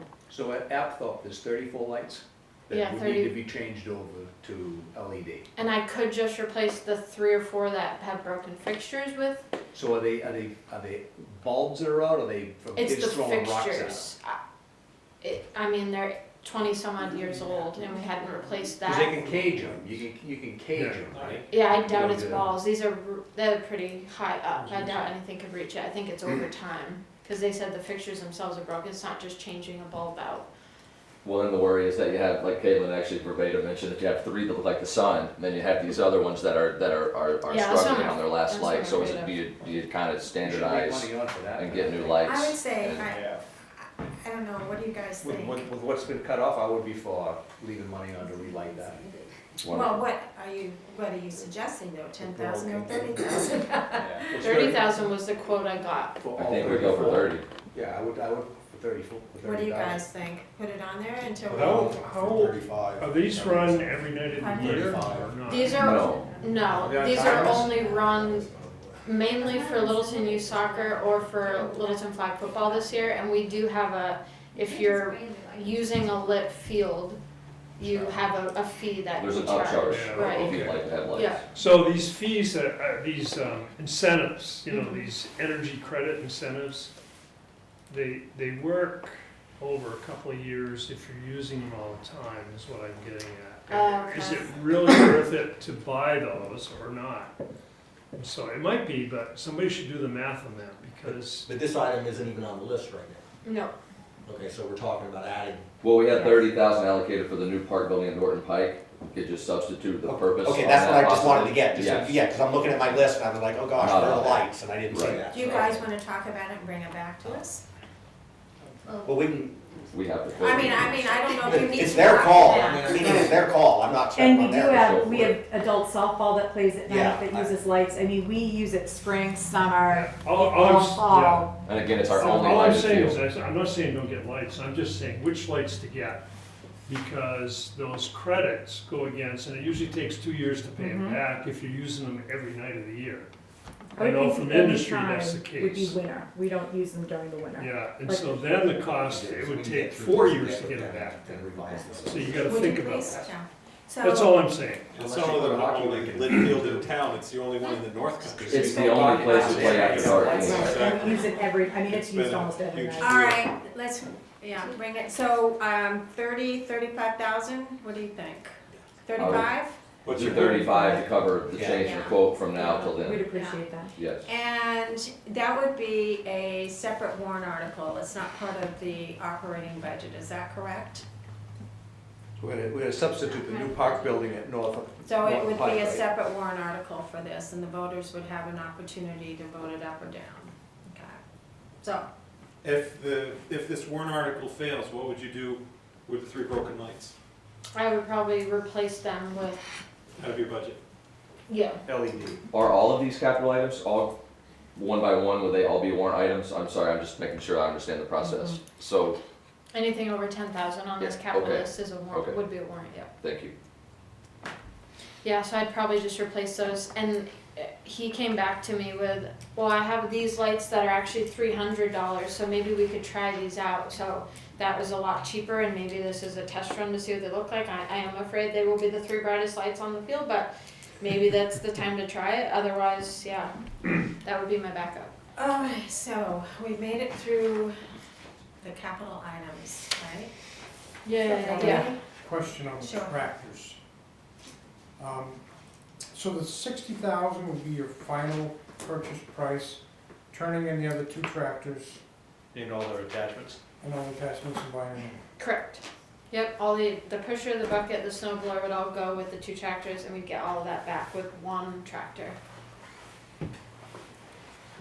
So, right now, we have 2 tractors, we have 2 snow blowers, we have 2, We have 2 tractors, 1 snow blower, okay. 1 push. Attachment, so Yeah. we'll- Right, 1 bucket, 1 pusher.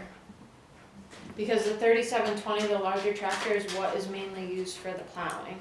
It's the smaller one that is used for the leaf raking for the summer and fall months.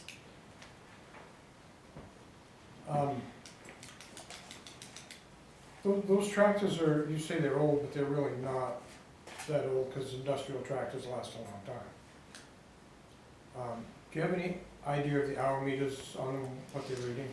I don't. I can get that for you. I can ask Patrick. Yeah, if you would. Okay. I'm assuming the diesels. Good question. Well, it seems like the biggest challenge is getting the work done How many days? for us, finding someone that actually do the work. A lot of That's- times yeah. we sat with DPW for 6 months last year and we didn't. Yeah, so I was gonna ask her, let them know how many days it's been out of Right. action versus Right. inaction. Right. Because if It it's always sitting, then comes it's not down to helping when anybody. Patrick gives me a call. It's like, do I go with DPW because I know it won't cost me as much, or do I just spend the money, go to John Deere, get it done within a week? Because we're not always the priority to what the rest of the stuff that they're working on. I've been told that. I think the guy working on machines over there, I'm not sure if that's what he does anymore either, but I can check that. Well, along those lines, do we do, sometimes it, you know, it can be, you know, a penny wise, pound foolish argument, but if we did some maybe annual maintenance on those tractors. I did increase my budget for that last year. it We didn't seems- have any, and I brought in 2. Yeah, and then you might avoid some of the problems that you're running into. Even though bringing in 2, I still saw, Well, I agree with Roger though, if the hours, you ought to look at those hours. yeah, because- I'll take a look at those. They're not getting, they're not doing heavy lifting, right? I mean, these aren't really, they're not hammering them every day. No, These 2 no, tractors. it's, Well, and the issue we had was last year, I think the tractor was still in the shop for 6 months. I don't know what happened to the 3720, but basically the last mechanic, Bruce, rebuilt the entire thing. the front end cracked and split, and he plated it and put it back together. Yeah, and it's still, even with that, not running at what it should be. I was told you could only shift to a certain A gear or C gear, whatever it was, but it doesn't work to its full capacity, is what I was told. But yeah, I can look to the hour meters on those. So I'm gonna ask the question, Jim. So in the salaries, the permanent salaries, you have a 5% cost of living increase. Jim, did you change that at all? Because in some of the other areas of the Should budget. be, for all non-union employees, it should be 8.6%. Okay, I'm just making sure that's, I mean, But it is an 8.6, it's more like 5, right? It's in there now. it's 5 in there now, but I just wanna make sure that if it comes in later, it's 8 point, you know. I mean, I'm not saying that we're voting on this tonight. No, but the figure that they're reflecting now is a 5% increase Right, roughly. yes, Not the, and this Right. is no union employees here, right? right, this is all non-union employees. So why is it at 5 instead of 8.6? It's because it was like, they all did 5, and it's like the library, they put in 5, and then, from the management here, they said 8.6. So it just hasn't, she has not changed this here. But Gloria Is that has right? in the updated, in our updated numbers. And the updated, Yeah, okay, it's yeah. 8.6 in the updated. To be handed out. Okay, but we don't, okay. It's already got it. Yeah, I mean, in. In that 11, the one Yeah, handed yeah, out in 11.3, it had the updated, Yes, yeah, okay. anything from 11.3 had the 8.6. Okay. I just wanted to make sure, because in our detail, it hadn't been changed. Yes. So. You're not gonna be touched. I know, I don't want you to print out all these things again. Those were original budget submissions, and then it got changed afterwards, and then we passed out Yeah, but- summary sheets, the numbers are all updated with the summary sheets. right, but we didn't know that they had been on the summary sheets for all the departments. I mean, we're going by this, so we don't know exactly what you've done in all the That was departments. explained when we passed it out, but maybe not. Yeah. Meetings have been a little. Okay, so, anything else? There's a question on there about ARPA and Parks and Rec doesn't qualify for, her items don't qualify under the ARPA funds based on the 5 categories that the federal government mandated for those to be spent on, so we can't use ARPA funds for that.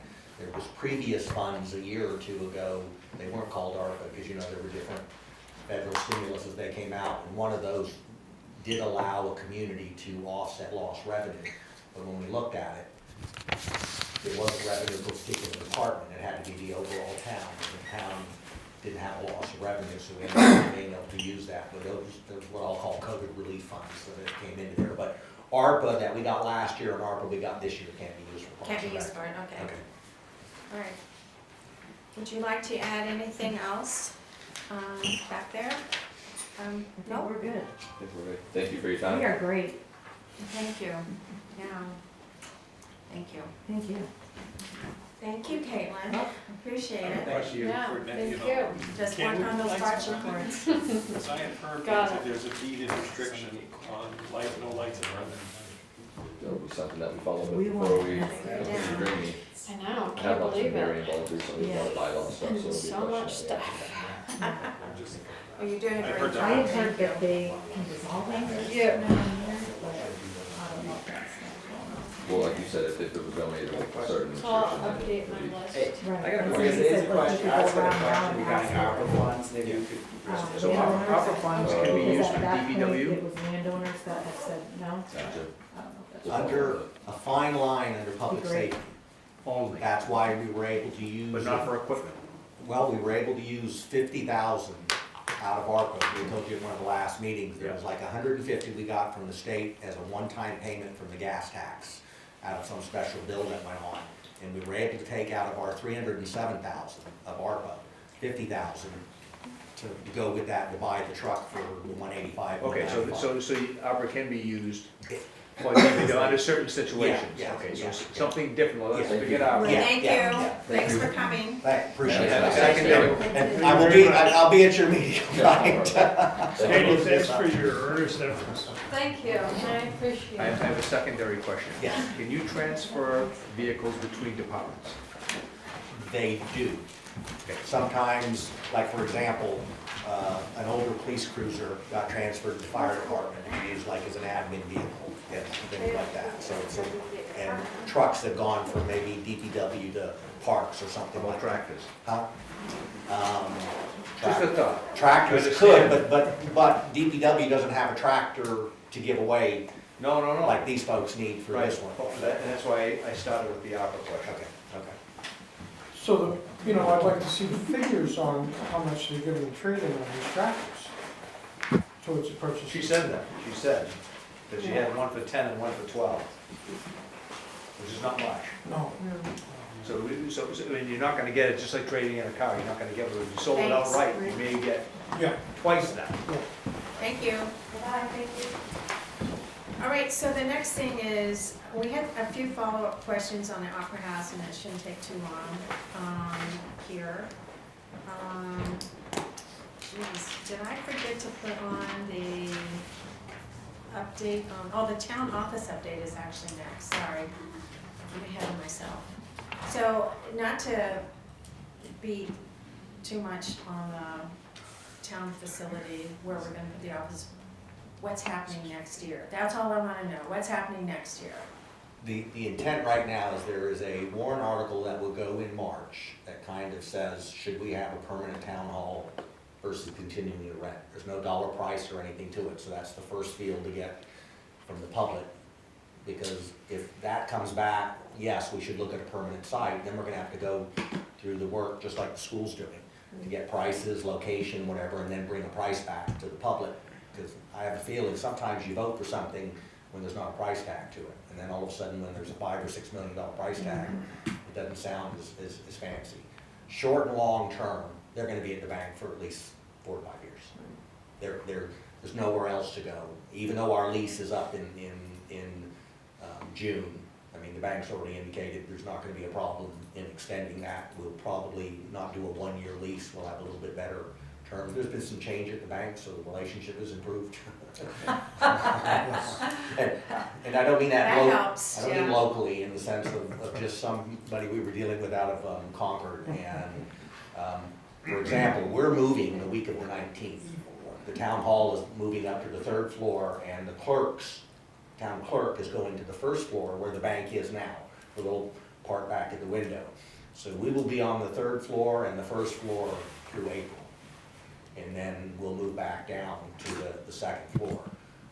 The bank is, Excuse me, will it have new carpet then? well, I'm going to go Just to the easy. board and ask for us to be able to go ahead and do a paint and new carpet, because again, that stuff's been probably 2001.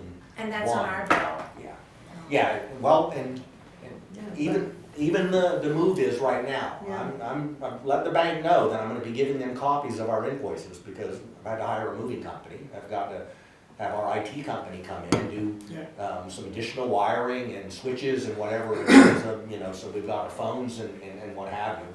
The board okayed us closing on the 20th and 21st, so we can fully get moved and make sure everybody's up and running, so we'll be open the Monday and then the Thursday and Friday before Christmas. But, it's gonna cost us about $5,000 with a moving company. I can't use DPW. One, it's not in their contract, and two, be my luck, there'd be a snowstorm that day, and they need to be out plowing streets, not moving furniture and what have you. So yeah, we're definitely incurring some expenses. Now, the bank is gonna get a modular building, a smaller trailer, so things that we can't or don't wanna take up to the 3rd floor can go out to storage, or it might be a time to get rid of some stuff, meaning some furniture that's been in there probably maybe longer than us. So yeah, the goal is before we come back down, I'll go to the board and say, want to do a little facelift on their coming in and bringing us back down, hopefully in April. Any questions? Yes, Art. I have a question. So you had mentioned that when you started off that, your comments that it might go to a warrant article to find out where, if they want to go permanent or if they want to rent. Yeah. To find out what the people Right. want, if they wanna keep renting or if they wanna have their own permanent building. So we did that in 2006, and we had a vote of where they wanted to go and how they wanted to do it. The people voted on that already. So would this be null and void and we do a second one? Is that when they wanted to go back to the Opera House? Yep. So, that would be null and void, the 2006 vote to the Because people, the and opera- it would go back to the, Because the Opera House isn't an option. Yeah, it's not an option. I know. I don't think it wasn't then either. Yeah, It wasn't then either, but I mean, they voted, that's where they wanted it to go. Right. So we just ignore And that? that was the whole idea on the Opera House committee, when we redid the Opera House way back in the early 2000s, was to put the town offices back there.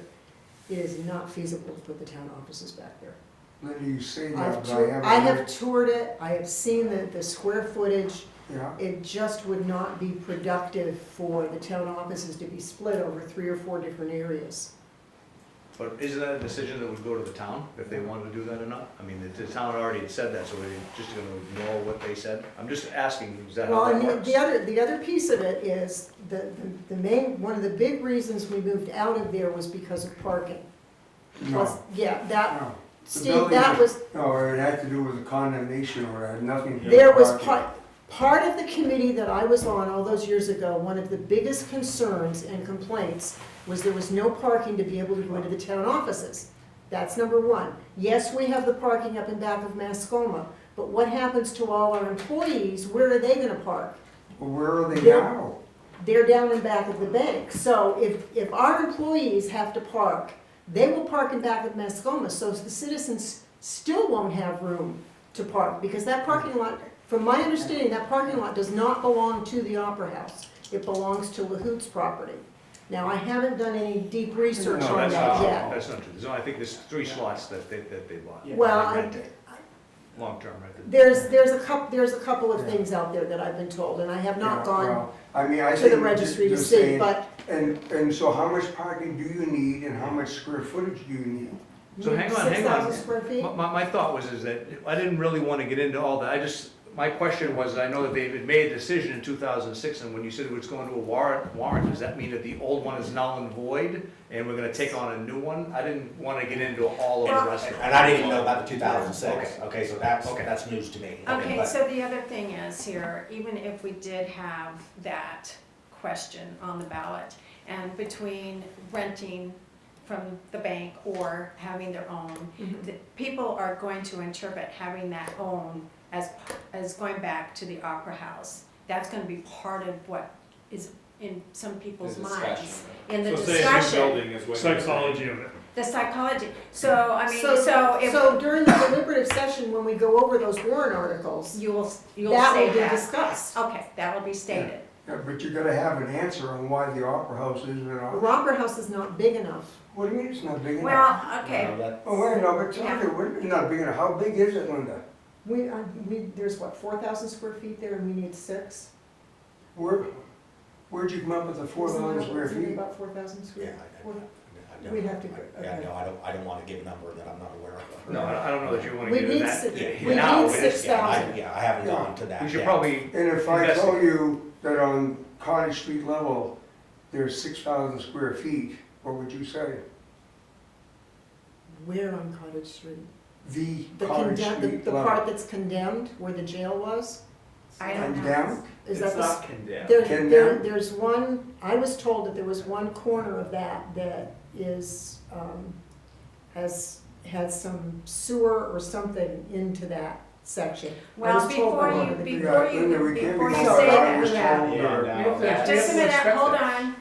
Thank Be- you. I mean, basically, you're gonna have to have those answers, at the budget hearing and the deliberative session. deliberative So session. these are some of the questions that we have is, how much space? And you're saying you've heard it's condemned, but you don't know for sure. Not condemned, but there's some sort of a hazardous, But you something have or other to figure in the that out. corner of You'll that have to was bring that told that. forward. So by one of there's the. a lot of information one of that the needs to be trustees. gathered before we start debating this, and we don't have it right now. So we have 5,000 square feet now, Jim, Yeah, just under, just under 5,000. but yeah. Under that- 5,000, and you say it probably needs to be more, right? Is that? We're- About 6. I mean, that would be ideal. We're tight in where it is now. I mean, Okay, we're so, tight. so And you that's why have, we have to split, because even though the bank is this, you think of it being the same size, the square footage on the third floor is not the same as the second floor. Because Right. you have a much bigger mechanical room, so it eats up a lot, so that's why I can't fit everybody up there. But I've got, in some cases, I've got 2 people in offices already now at the town hall there, and, you know, it bigger is works. always better. I know, I mean, it works, so we're not looking like everybody getting Taj Mahal, But- but I don't need any less. but you need to, yeah, Yeah. you just need to have a ballpark figure on Yeah, that. 5,000 square foot. 5,000, so that's what we have right now, and then you need to look at the Opera House and see what's there. All that information is critical information for the discussion at the budget hearing and for the deliberative session. Tonight, I was just wondering what was gonna happen next year. Yeah. We'll So- we'll be doing, We'll see where we're at. the lease, and then, you know, whether Yeah. it's, 1 year, 3 year, 5 year, that'll be Right. up to the board of So selectmen. if the people decide that they want to be elsewhere, then we have to look for options.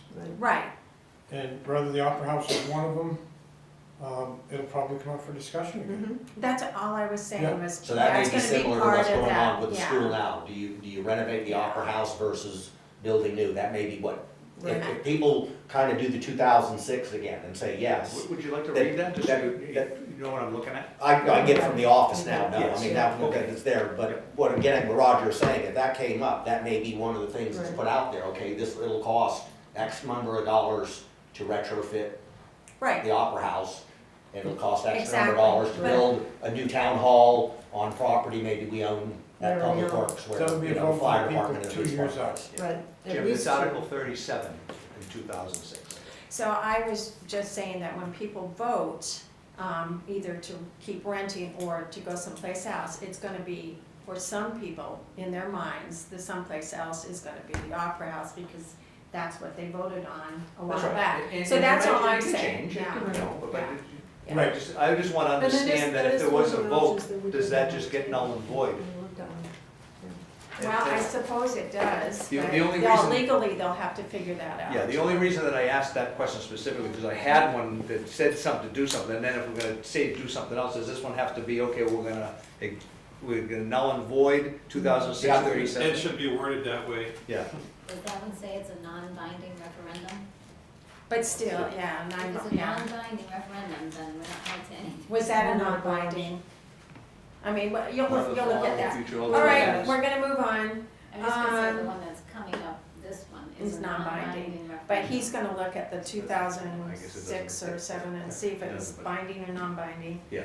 Follow-up questions at Opera House, we're back on the maintenance and the parapet, and also, you said you were going to ask Adam, to get a quote on that, but I'm just wondering if you're thinking about doing that this year or waiting for it for next year. You know, I'm gonna apologize, I didn't see him this week, so I'm gonna need to follow back up with him, Diane. Okay, would you on that. please? Yes, yes. And then the other thing was donation revenues, as Adam presented, the revenues, there were some donations in there. Do you wanna go with it and explain what your question is Well, on that? the thing is, they had solicited donations for the First Friday program for the stage rental, et cetera. And I think that figure was included in the revenues. Because So- he had stated that it was 16,000. Well, it would be because the board would have to accept it, so anytime Right, somebody donates but money. should, I mean, it's, when we're talking about the Opera House and as it relates to possibilities of future uses and town relocating back there and expenditures, et cetera, I just think it would be clearer to have that broken out as far as revenues generated from Opera House venue versus revenues from other programs such as the cultural side, because that is not, it's not clear and it's, I think, deceptive. And I'm not criticizing you folks for, saying that's your motive, but looking at it, and if townsfolk would not know that, and it would just artificially inflate or make it look like the venue side is bringing in more revenue than actually. Yeah, because he got turned down last year on a warrant article Right. for that money for First Friday, Right, so and he's they raised it. Yeah, right, so they which is raised it good, again, and I'm glad he did, and it's good for the taxpayer as well. But I think that should be split out as a separate item, and can that be corrected, just for clarity and transparency? And, when we look at this whole issue in the building at some point in the future, it might just, be important to know that. So where did you want it split out, on the documents that you're getting for budget committee? Is that what you're? Well, or on your spreadsheet, yeah, for the revenue. Donations, Yeah, revenues, the revenues, you could have Opera House venue revenue. Yeah, And- because it is posted separately in the account. Right, but looking, yeah, it would just to keep it separate, yeah. But Yeah, just to keep it And separate. maybe Adam just needs to, be aware of that too, just so. Adam's aware, because he's the one that turns the money in and tells me what account number to put it in. But I mean, Right. he gave it to us as a lump sum, that's all I'm saying, Yeah, to that, and separate that. it should be He because had made it's, the comment, he didn't see the need to separate it all, and Dan's point is. Oh, I understand what you're asking, you wanna know what does the Opera the House venue, itself right, bring in at the gate, right. Yeah, versus him Other- getting donations for other events. Right, Yes. I understand your point, I Yeah. get you, I get your And point. just to keep it Yeah, separate. yeah. Okay, Valid. yeah, thank you. Think of it like this, if we were to renovate the Opera House to not be a venue anymore and to be a town building, what would we lose in revenue? That's the question. And I'm not saying that's the motive behind the question. No, But it's a that's good not way. the question, I mean. That would be my question. Well, yeah, that's. I'll go on That's not a record with question. saying, Yeah, that would be my that's question. the question, Because but- I know that building has cost this town millions of dollars, and it has not, Risen to what our expectations are as a Yes. venue. yes, and so Yeah. I would, I know that there's a contingent of the town that doesn't support the Opera House as being an ongoing building. Diane, what was the parapet question? That was, well, Dan, The it's the maintenance around it, it's. Oh, right. it's- The facade? No, the top, it's maybe a 3-foot wall around the. Yeah, the facade Yeah, on the roof. roof. On the roof, yeah, it's 40,000, John. painting and whatnot. Would be, that's what that Yeah, just use that it. venue. Yeah, using the bulk revenue number, whether it's event number or a building number right now, just on that sheet without breaking down, it's $40,000 was revenue. Yeah, but I think 16 of it But was you- for the. we couldn't- Yeah, That's the breaking up that he's asking. You're absolutely right, there, 15 to 16 of that 40 was Is donated donated for First for the Friday, First so you Friday. may have ended up with 25,000. Yeah, so. yeah, yeah. I don't think, anyway. I, No, I know what they're, I know, I think I know. that's right, but Yeah. that's, we'll figure it out. Yeah. 'Cause he's estimating $40,000 to come in next year to help support his expenses that he needs. The expenses that he needs does not include anything for First Friday. So if he's estimating $40,000 to come in, Right, but I'm talking about the actual revenue that, they've got here, because that included some donated funds from the, non-Opera House venue. And that's just, all it has to I'll be see separate. if that's. Okay, so we're gonna Well, move on. Yeah, Laura and I'll talk tomorrow, but I know exactly what you're saying. I know what you're asking. We're on the same Yeah, page. I know what you're after. Yes, sir. Okay, Yes, so sir. then we have follow-up questions for the negotiated agreements, and those were the questions I had submitted to Jim. And I'm not quite sure I understand everything that, And that's why I've got Chad here. His chief is at She's on actually he's on vacation, yeah, I told him he'd not come back from so vacation. should I kind of, well, Chad, can you, want to come up and play? yeah, here's a chair, right here, Chad.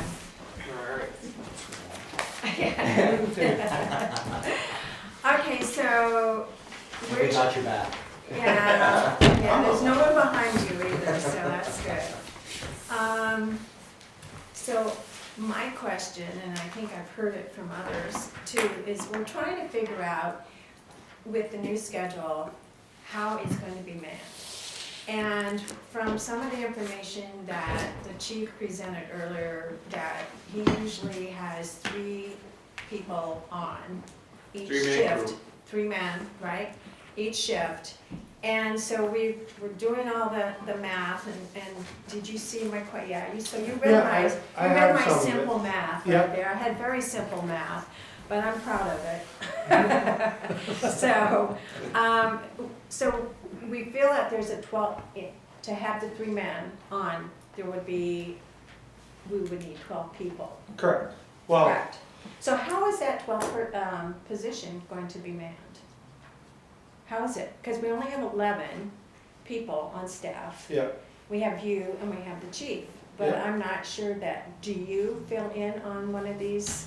so no, I don't fill in, because I'm not, a member of the labor group. Right. So, there would be a 12th person that would be hired, a 12th firefighter that would be hired to be that 12th person.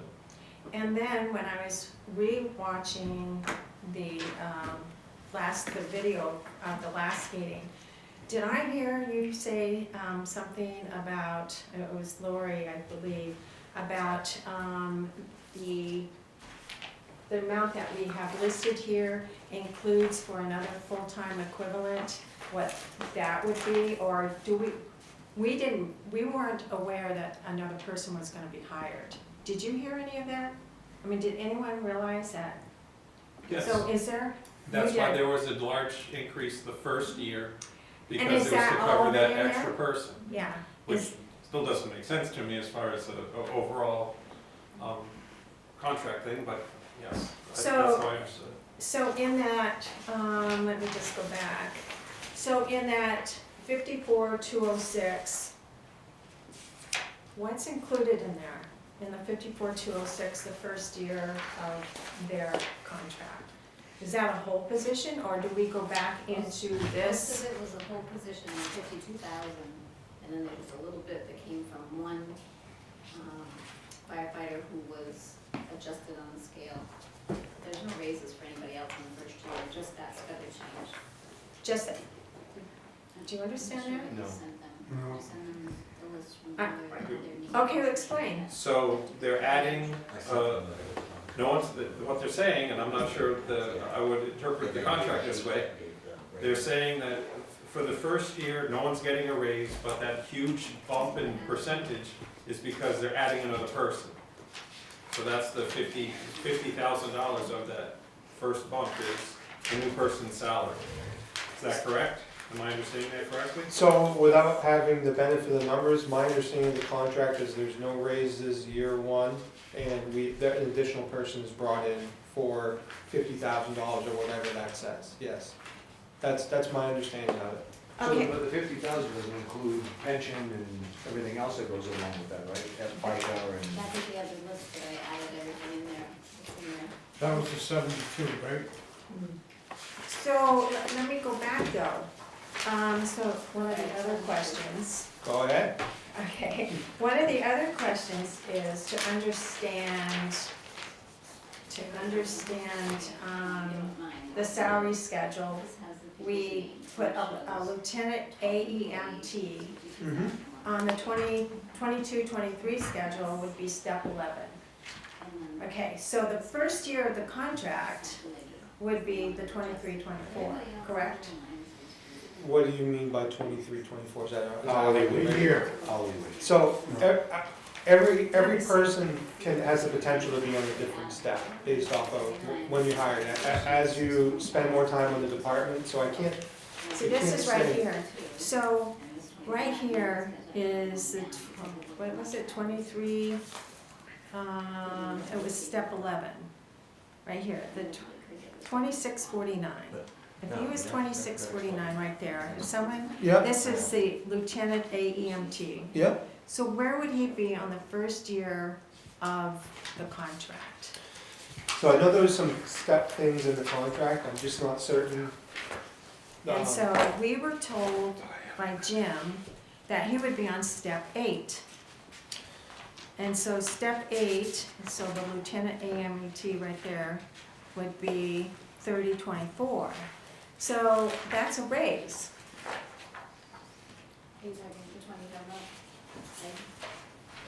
So that's a raise, so that's why we don't understand. There's only one person.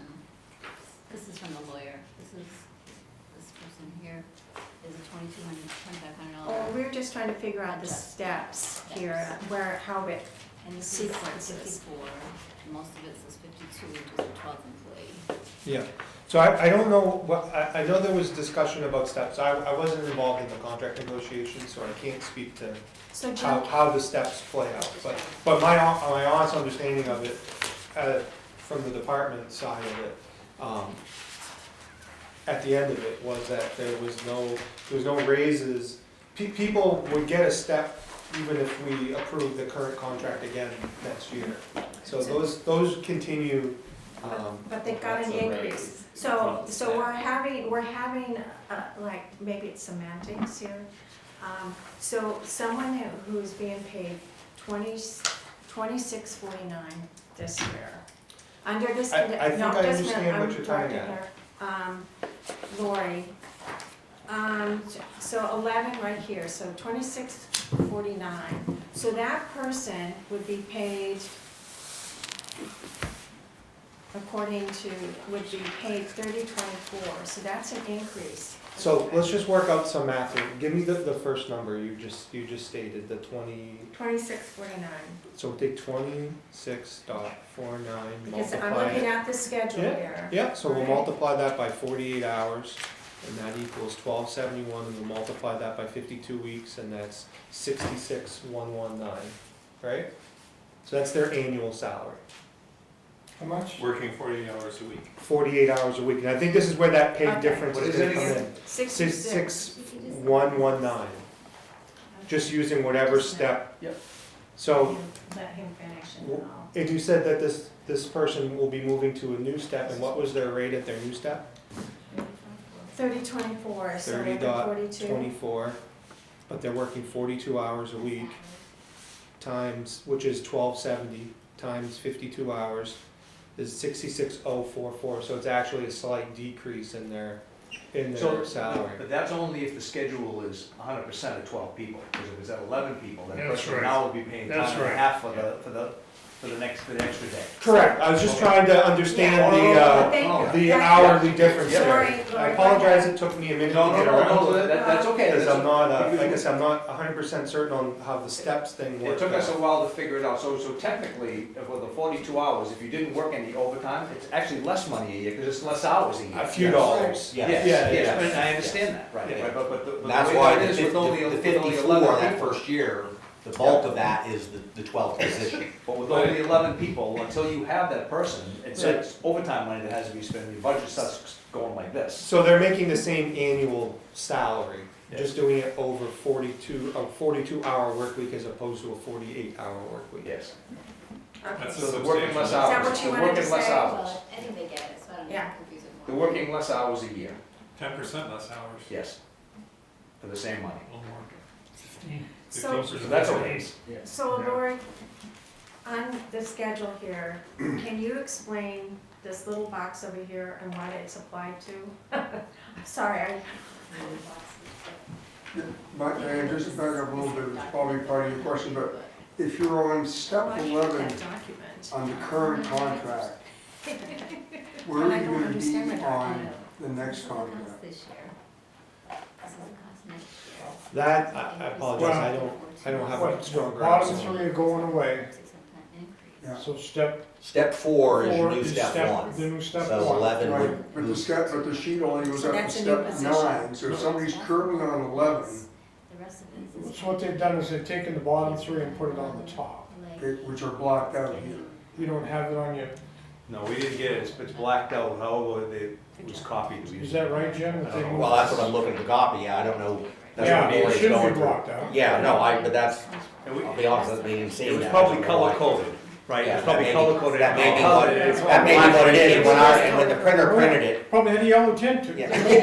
But there I was trying to save money on fewer printing. hours. And so, Without the benefit. No, I see, that's There's probably the what same happened. percentage I could between show you every, if you wanna see it. every That step. would help you. there's ever The- the contract, you have blocked to out? walk us through No, no, I this. don't Yeah, without the advantage of having that right here, you'll look, the same percentages go across each step. Yes. It'd be a real shock for me to find out that it's something I think it's different. 2.5%. But I So can't if tell you for somebody- certain because it's blocked Thank out you, on Lori. that. If somebody is currently on step 11, where are they gonna, which step are they gonna be on in the next contract if this were approved? 12. 12.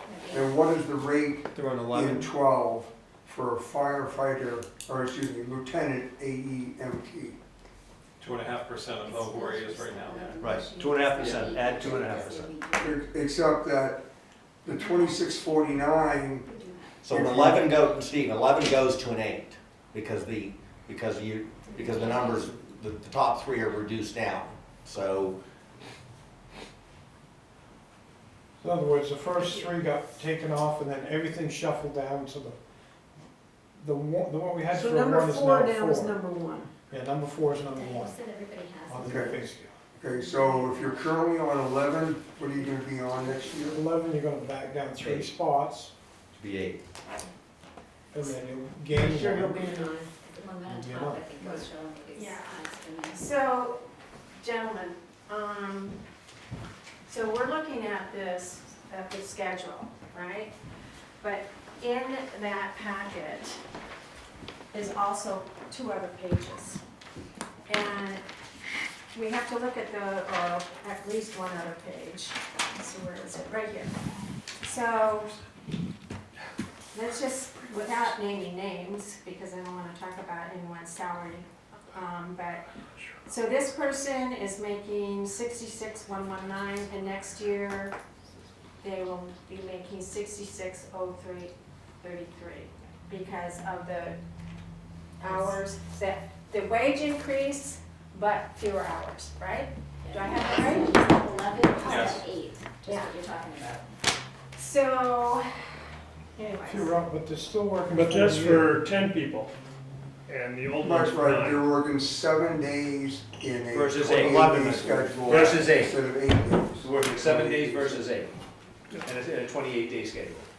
So they're averaging 42 hours a week. Correct. So my question is that the only way that I could figure that out is if they work every 4th day. There are, There's no repeatable schedule. It's not there's repeatable 3 general schedules that work on the for 42. for 42. So they're the 1 on, 3 off.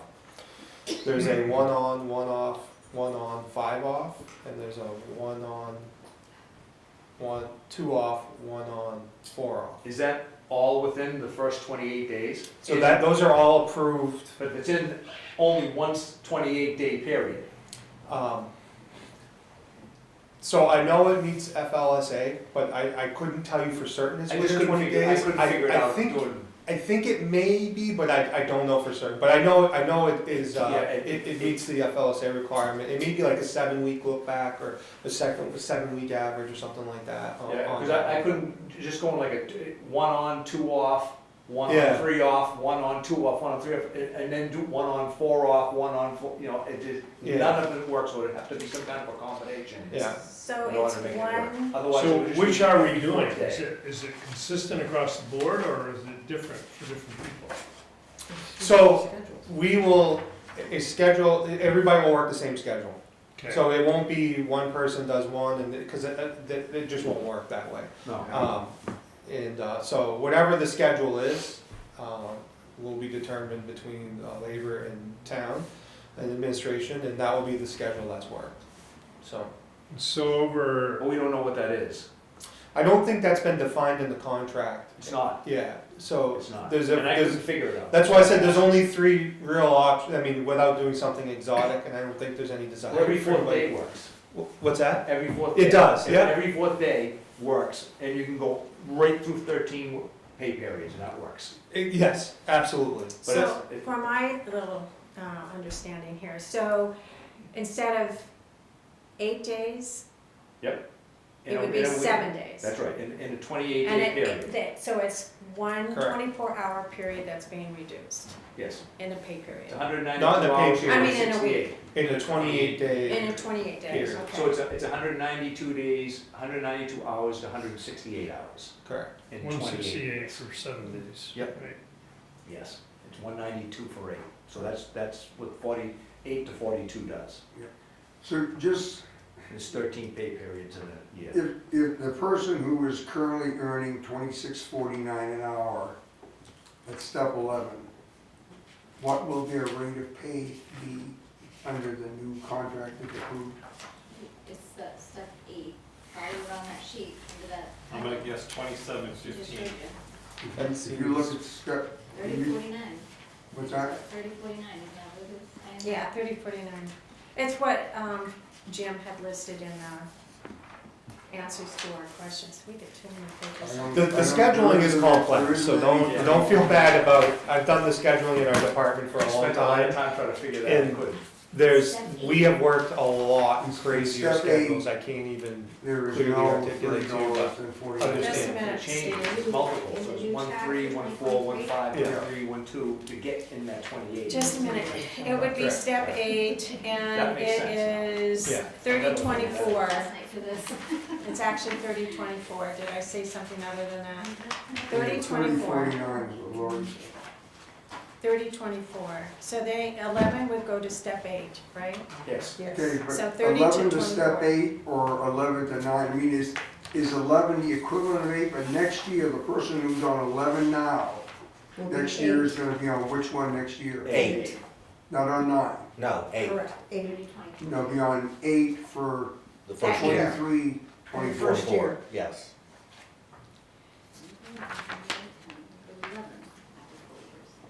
The major problem that it seems that you have is you want to get onto the 42-hour schedule. Because that's what people want the most.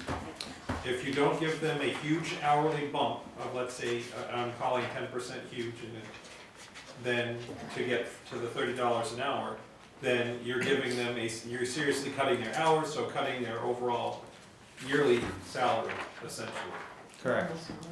And so you're stuck either cutting, to go to the schedule that you're after, we have to take this 10% hit on the overall cost. Because it's gonna cost at least 10% more, assuming that there's no overtime, which we know that's not gonna work out. It's gonna be a 10% increase because you have to raise you're reducing their hours, and so you wanna keep their yearly salary flat, essentially. And reduce hours. By reduce hours.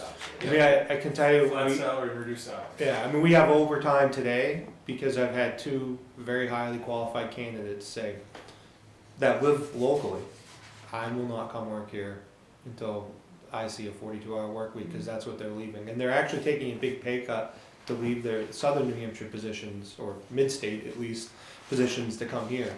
So The alternative is we start from scratch and we spend a year or two training somebody who still can't cover a shift because they don't have the baseline certifications, pay for all of that training, get them ready, and hope that we've done everything we can as a community, as a department, and as a town to keep that employee here for a number of years before they decide that they may want to move on. The state is in a hiring crisis for emergency service. We're down something like 80 state troopers right now. It's departments that have never had to deal with recruitment and retention issues are way deep in it. I personally see this as a critical step in helping us be sustainable moving into the future. On top of that, we have revenues that have far exceeded what we've predicted. And so we're outperforming on the revenue side of things, and that's partly due to call volume and partly due to some of the processes we're putting in place. And so I just feel like I couldn't say strongly enough that we have done very, very well in Littleton to have the staff that we have with the competition in the workforce that we have. And this is kind of like the big thing that we need to help make us competitive. So. Sure. So, Jim, what is the 12th position gonna cost us? I mean, you're only doing for 9 months. Can I see your You're only doing it for 9 months, but what would it be for the whole year? 52,000. I know, for 9 months, right? For the whole year? That's a whole year cost. Yeah, that's April 2023 to March 2024. And that's at, At what hourly rate? It'd be step one, either, and it depends on what qualification they come in with, either step one firefighter, firefighter EMT, firefighter AEMT, or firefighter paramedic. The firefighter paramedics are the most desirable. It's a 2,000 hour class, $10,000 investment in their own education. So that's what we try to get, but we're not always But able we to get have that. 2 viable candidates local, or that are moving local? No, that I would say They are are local. And the new contract's appealing to them, so we will get at least Yeah, one they, of them? one of them came for a ride along and spent the day with us, and was just like, well, this is a stumbling block for me, and this is well known in the industry, it's not a surprise. So, he asked So they're for, saying if they can't get the 42-hour week, they're not coming to work for Littleton? what they're saying is that's what they're working now. They're taking a pay cut to come here with all their certifications, and so the 42-hour work week is the work week that's work. We would not have to put them through the training. Correct, yeah, they They're come already fully fully certified, trained. yeah, and with many years' experience. At least the 2 that we just saw, whether they'll be here in the spring, I can't say. Right. Everybody's Right. gotta make a decision about Right. what's right for them, so I don't wanna sit here and Yeah. promise you that, I'm just saying like that opportunity, Right. we just, and that, we just closed the posting on that, and we'll have to repost it again, so we're just gonna continue Till you being find a down the viable person, candidate. because we haven't been able to find the right person yet. so Lauren, the question I had asked earlier was about that 14.27%. Can you explain what that means right there in that box? Is that on the other sheet that I showed you? I'm sorry. Do I have the other sheet? That one before the document. So how, go ahead, Steve, go ahead. So that $52,000 figure that you're coming up with for the year, Can I borrow this? Can I Yeah, you sure apologize? can. You understand it better That's than I at the do, so you lowest should have it. possible higher rate. Okay, health insurance, state retirement, And that's calculated on the, So that's that 40% on top of that base salary? Is that what 46. it is roughly? yeah, I mean, I don't have the health in here, but I mean, we gave you that The that 72. spreadsheet, that it was 17,883 for retirement, Right. and then what Medicare is, I because don't they know. don't pay. I was just looking at the cost of it. Right. So it's about 40%. 72, Yeah. but that's, 72 and change. now that's for one new hire and a bump up for one Maybe that's That's on not full step percent one this year. employee, Yeah, so. by dropping In the them first out year. of the Right. it was 14.27%. if we, exactly for a second, I mean, Okay. before we started negotiating this contract, there was a discussion about what the town was looking for changes in the contract. So we had some idea when we went into it, what we were looking for to make our situation better.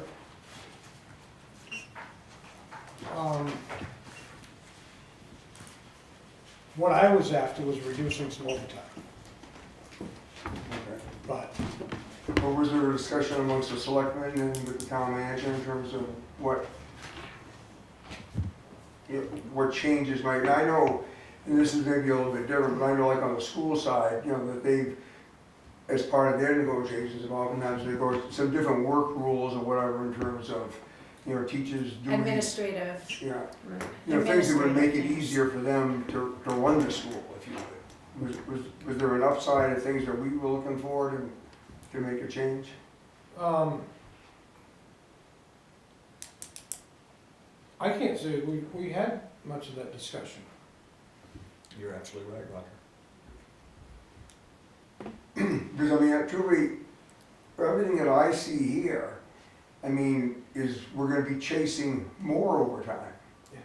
I mean, now obviously you've got 12 people, you got your 12 people, and obviously if they aren't now, they very soon will be in the third year, and have 19 hours a month times 12 months a year, gonna be 228 hours of personal time off, that if they take that as personal time off and the town doesn't buy any of it back, then obviously all of that personal time off results in time and a half for somebody else to cover their shift.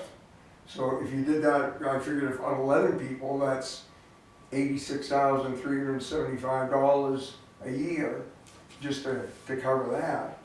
And if you look at and on. That's without the 12th person. Yes, well. That's if they don't hire one up quick right away, right? But even with that, you have all the accrued time. And that on places our that 83,000. holidays, are we not doing Juneteenth? No. We didn't, okay, so we're staying at 11. So I mean, there again, for 11 days, and those are 12-hour days that we paid for 11 people, is $33,337. So that obviously puts you right up there. 52,000 doesn't cover the extra cost. No. All the rest. So I mean, if anything, it seems I sense that we're shooting low on the number. And then if we end up, if you don't hire that 12th person, which I think you really have to, in today's day and age, you need to assign $100,000 to that position, because if it's not $100,000 when you hire them, it will be within 2 years. Well, if they come in at an entry level, step one, it's pretty close to it, but if they hire somebody that's already, Trained. they're gonna put them in How does that step work? four. So my step is that, my understanding of the contract is that new hires will be at step one. Even if No they have matter all what, no matter if qualifications. they have previous experience, right? What if they come in from another department with all kinds of experience and you can't set them at step one, you said that. Yeah. Did No, you have- I didn't say that. Okay, well, that was said to me, that you have to start them around So step four. I wasn't in negotiations, but that was my understanding of it. So I would defer to the people that were in the negotiations, but. Well, anyway, so let's say you didn't find that 12th person, and so your other 11 had to cover that 12th position. And there again, even figuring it at the various lowest figure, that's $75,216 for a year. So you add all that up, it doesn't take very long to get to, very close to $200,000. So Roger, why I'm thinking that is because if everybody if there's that cross matrix, like if I'm on step 4 today and the bottom 3 are cut, I'm on step 1. Right. So I don't think I can hire somebody at step 3 when my current staff is gonna be at step 1. That leads to a lot of mutinies and stuff like that. So that's why in my mind, I'm like, no, we can't go beyond step So 1 you're was for saying new hires. Most of your staff right now is on step one?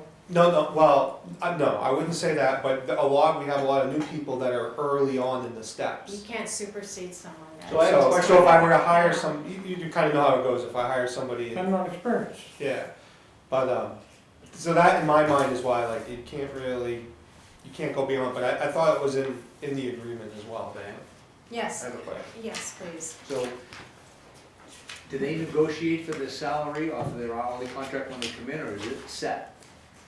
So the step's a step, I understand the So step's when a we step. when we do a conditional offer for an employee, so we tell them like, this is the offer, this is a step.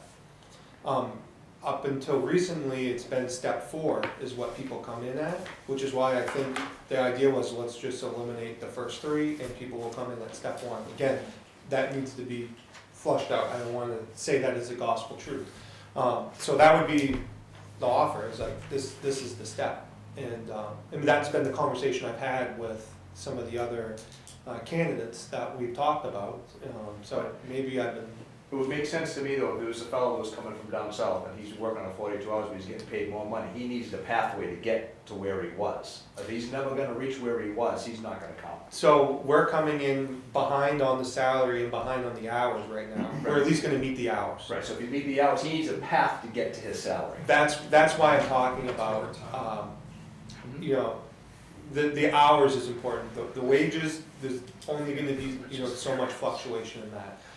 But one thing we can work on is the hours. So I can tell them, hey, and that's what we tell them. We can't meet what you're making in the market you're in right now. Market may be a little bit different up here, but we can meet the schedule. That's where we can meet. So, But Jerry, when you're talking to schedules, so we're talking about somebody coming or not coming based on having to work 7 days in a month period, in a 28-day period, as opposed to 8 days in a 28-day period. I know that can sound a little bit silly at first. I think that I've shown you that I'm pretty dedicated to this job here, and it's a grind.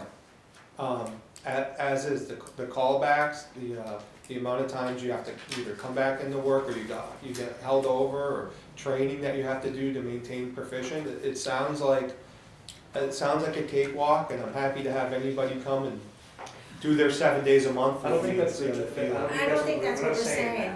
Well, I apologize, Steve, because that's kind of how I was taking, not necessarily a cakewalk, I probably I'm putting it. asking that question, I mean, Yeah, that you say to somebody, to come here and earn this salary in a 28-day period, you got the work, difference between working 7 days and 8 days, that's a killer, if you would. If you tell them you're gonna work 8 days to do it, I'm telling you, it has been right now. In the marketplace is that tight, it does seem to make sense.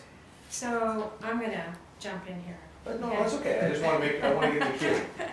So, Instead of just yelling. Just go right around the room. yeah, so the 42-hour week, and then we have, all of the 228 hours. Thank you, Lori, is she going home? It's cold. It's 7 o'clock. Yeah, 228 hours, and for overtime, for vacation and all of that. Well, someone has to cover that as well. Correct. So no one is really walking away with a 42-hour. Correct. So they get paid overtime for every hour over 42 hours. Yeah.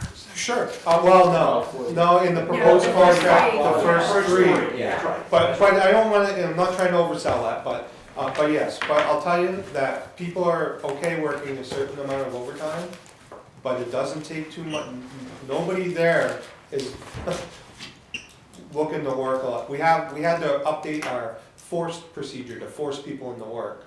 If people were, loving the overtime so much, we wouldn't have to do things like that. It'd get filled right away.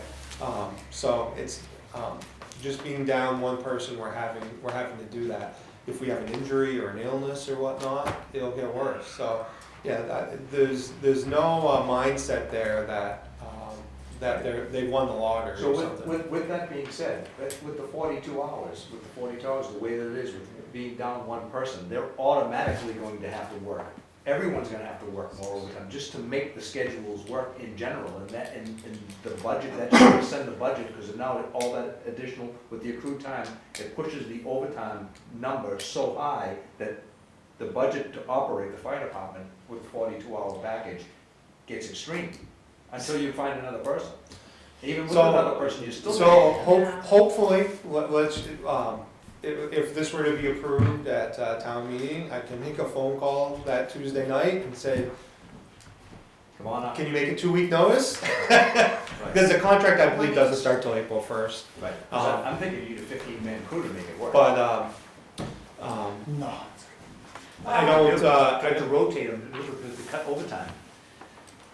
Everyone, But it look would at cost the date you on more here, than by having 12/1. the additional I'm people with handing the out benefits and everything else. That's right, I that's mean, right. So where's that play? No, That's right. I mean, I would love to tell you, I mean, but there is nowhere I've worked that this hasn't been An issue. an issue everywhere. And it is specifically to fire, because they are the ones that are mandated with a minimum staff. Like the chief told you, he can go down to one police officer if he absolutely had to on a midnight shift. They can't on the truck. If they don't have 3, that vehicle can't leave, you know, out of the station. So I mean, so it's a very specific model. And if I could figure out a way to eliminate it, Roger knows, we have this conversation every 2 weeks, and I told him, if I knew the formula, I'd be a rich man, because I'd be selling it to every city and county and town across the country. Because this is not an uncommon discussion that goes on everywhere, specific to one line item in the fire department. And I know there's a perception that people think that somebody's putting a thumb on a scale, or an ATM machine is in the fire department, like this is a moneymaker. And I'm gonna go back to what Chad said. I mean, you know, folks don't mind a little bit amount of overtime, but we've got a plan in place to where you're basically ordered, you will come back and work and you will do it. And, you know, these are people with kids and families and what have you. So, I mean, now granted, they chose the profession. I get that in terms of those sides. And in fact, I even talked with a labor attorney to see if I had any case against these guys for false advertising. I thought I was coming into a nice, quiet. And he says, sorry, Jim, false advertising is not a labor claim, so you just have to deal with it. But, so, I mean, I'm just talking to my daily schedule, what it's like. So, I mean, and I know the call volume they have, and compared to some comparable areas that I've worked, their volume is unbelievable, even for some places I've been at with larger populations. I mean, so there are some uniquenesses, you know. So to be honest with you though, we haven't seen the call volume numbers. No, and I've asked the chief for that report. I mean, Yes. so what we're looking Yeah. at is we don't understand what the Yeah. call volume is. And we're looking at 1 day less. We're looking at, in One order to person. make this work, we have to hire someone else to fill in. So we're looking at it from all of those perspectives. And Roger is right, there has to be, you know, we want to take care of our employees, but there also has to be a little bit of give back from that. So- taxpayers. Yeah. Yeah, so what I'd like to see is I'd like to see some sheets for a year. It's a computer. All you gotta do is use a computer and spreadsheet it.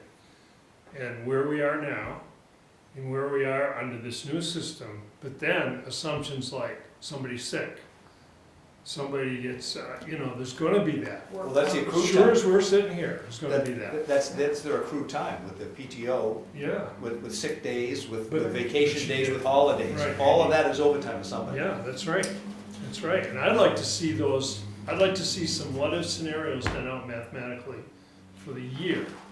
Not 7 days, not even 28, for the year, under each of these scenarios. So, and the other thing that, you know, we're looking at is, we just had a contracted service not too long ago for EMT or EMS. And we're just seeing, now we are hiring we just hired 2 firefighters, didn't we? Didn't we hire 2 firefighters in the last 2 weeks, or 2 years, I mean? 2 2 years ago, we got convinced if we put 2 more firefighters on, that we would drop the overtime dramatically, and So, it just happens.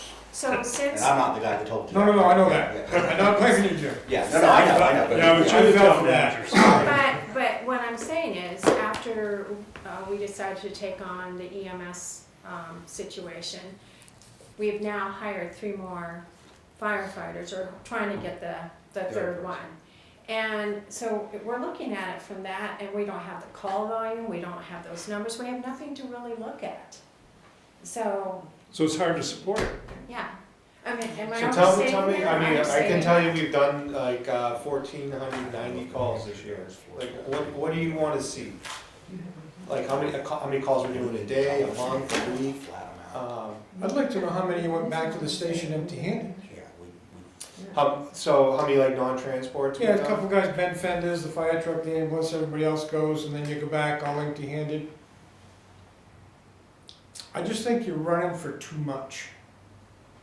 As far as, to get your call volume up.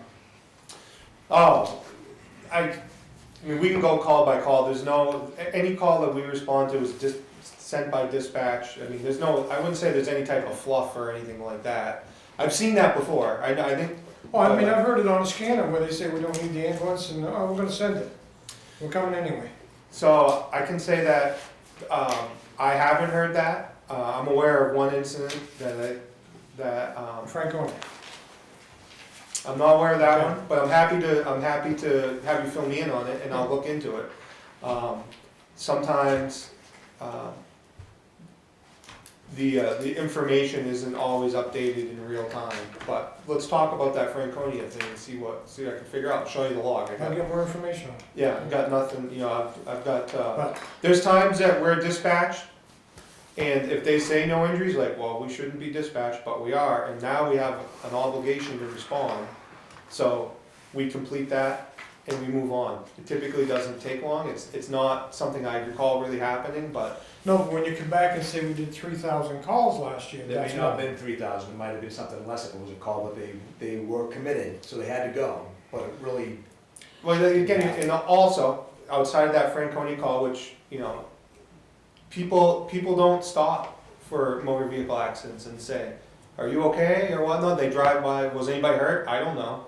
And then I don't know, depending on how the accident sounds to the dispatcher, they're required to send the resources, so. What I've asked of the chief, and I'll follow back up with him, was a call report, but it's breaking down, it's not just saying we did 3,000 calls. Okay, we got called 3,000 times, okay, how many of these were fire? How many of these were medical? How many of these were a call where we got called and then got canceled? That'd be back? very helpful. So, That'd no, be so it's a kind of a breakdown, so it isn't a fluff to say, oh, look, we had 3,000. There could be 250 calls out of that 3,000 where we rolled and then halfway there, oh, we don't need you. And so but they still had to roll, but I understand what you're saying, and Just a question. and that hasn't been there before, and it's something I've asked, because the last place I was at, the chief used to give me a report monthly, and then I would pass on That to the should be board. so and what's give the those calls. timeline on that? Did you give them a timeline to say, give me this information, I'm sorry? I work for these folks, Diane, I don't mean to be rude, but you guys don't direct me, you advise me. No, I said, Okay? have you I'm working with the chief, okay? Okay. Okay. Just That's between, why I just asked, like, between what us you wanna right, just see. between us right here, there's a healthy amount of skepticism about the calls and the trials you go out on, including feedback from people in other towns who have experience with rescue and fire departments as well. And I don't want to say just Franconia either. So I know that it's a wide open question with the public and the taxpayer. So I think it behooves you to give us as good information as you can so that we can actually help look at it in a different way. And just. Sure, and I'd also like to say to that, what's really Don't been- forget, this is what taxpayers think, it isn't what I think. And great, that Franconia thing, I wish I knew about that earlier, so I could have answers for now. I hate finding out about stuff, like this. What really, our department struggled for a long time. We had a lot of failures in a lot of different ways. And when we really started becoming successful, it was amazing how many things like that I've heard from other communities. All of a sudden, reports being filed that maybe we cut a corner and whatnot, never showed that we did, that type of thing. So I was really surprised to the degree that when you start getting some success, all of a sudden, kind of, people come out of the woodwork wanting to kind of bring you back where you were. So it's really important. I don't need to know who said what, but if you're like, I heard about a call in Franconia, please call, because I'll share exactly what happened. Because that's the type of stuff you'll find more often than not. The sources that you really trust Right. have a percentage of the truth. And I'm not gonna say it's 80 or 20 or And I will whatnot. give you that. Yeah, It's true. But and I want to put it all out there. Like, this is what happened, and you're right. There's been times where, you know, things haven't gone well, and Just be we've careful. been honest about the situation. And there's times where we've really opened people's eyes. Wow, that's not what I heard had happened. Chad, I think they call that sniping. Yeah, exactly. But it is important. So that's why I want to know, like, what do you guys want to Just see? be careful, you know, impressions become reality. I agree with that completely. Yeah. Perception is reality. Yeah. And so if you can, when you report that stuff to me and I can get back Next to time, you, next one I hear, I'll be in to talk to you. call me, please. I'll give you my cell phone number. We work out, and you can go back to that person and be like, oh, it's like partially true. I'm sorry, Linda. She's saying cut them off. Cut them off. It's after 7 o'clock. No, well, we can go as long as we want. And second thing, I am going to cut you off, but we can go as long as we want. So it is my decision. And I will have a squabble with you. I was not telling you to do it. I asked you if you had. All right? I understand, but I asked you- sometimes I feel like I have 3 bosses, and I think sometimes that you all No. want to second guess and micromanage decisions, and I'll be very honest, I kind of take some offense to that. I asked you, had you given him? I didn't tell you to, so I want to clarify that. The other thing is, for next week, I would like to vote on the contracts. So if you have any other questions about any of the negotiated contracts, Jim, may I submit those questions to you, and you would be more than happy to Get them answered. get them answered. So, because I would like to have a full committee here, and I think next week we will have a full committee. After that, it kind of drops off On Thursday. on this coming Thursday. Here. A week from today. Week from today, and Yay. location, I have no idea because I have to look it up. The It's tower, Tower this tower. Tower. So the other thing is Tuesday on the calendar here, we have at the school, and it's going to be in the band room. So don't forget Tuesday at 5 o'clock. And I think that's probably it. We're going to do warrant articles and hopefully vote on the contracts next week. If you have any questions about any of the contracts, send me them. Thank you. Go ahead. Question on when does the time and a half kick in on the fire department contract? Is that at 45 hours? In the proposed collective bargaining agreement? Yes. Yes. So if I work 44 hours, that's straight time. It's If I work 40. 45, it's straight time. 46, that last one's time and a half. Correct. Okay. And The first 3 hours are straight time.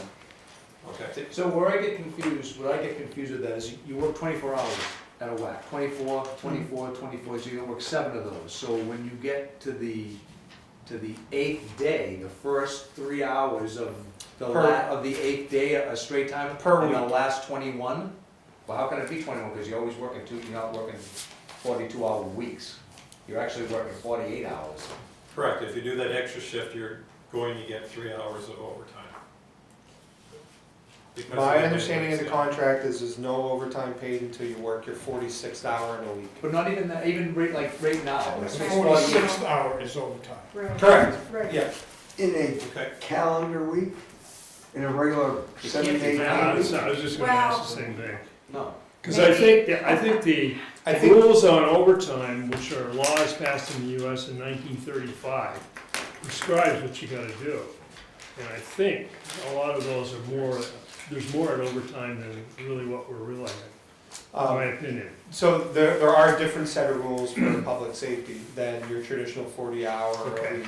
So maybe I'm wrong. So there may be some commonalities, but there are definitely some differences. So without having, a specific Okay. passage right in front of me, I can't say for Can sure. I ask you a question of your current contract? Sure. Your current contract is 48 hours. Correct. So you work 8 days in 28 days. Correct. So if you're in your 9th day, I'm assuming that it's similar, that the first 3 hours are at straight time? In the current contract, overtime is anytime after 48 hours, so there's no straight time.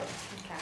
So that was That's a little different. That was I don't know if I'd call it a concession, but that was one of the differences. I A understand. concession, that's good. Well, I'm not sure that it is, I don't wanna, It's a negotiation. I don't wanna put that label on anybody, I wasn't in the contract, I wasn't in negotiations, I don't know how the sausage was made, but I understand how it works, before and after. All right, so we're gonna wrap this up.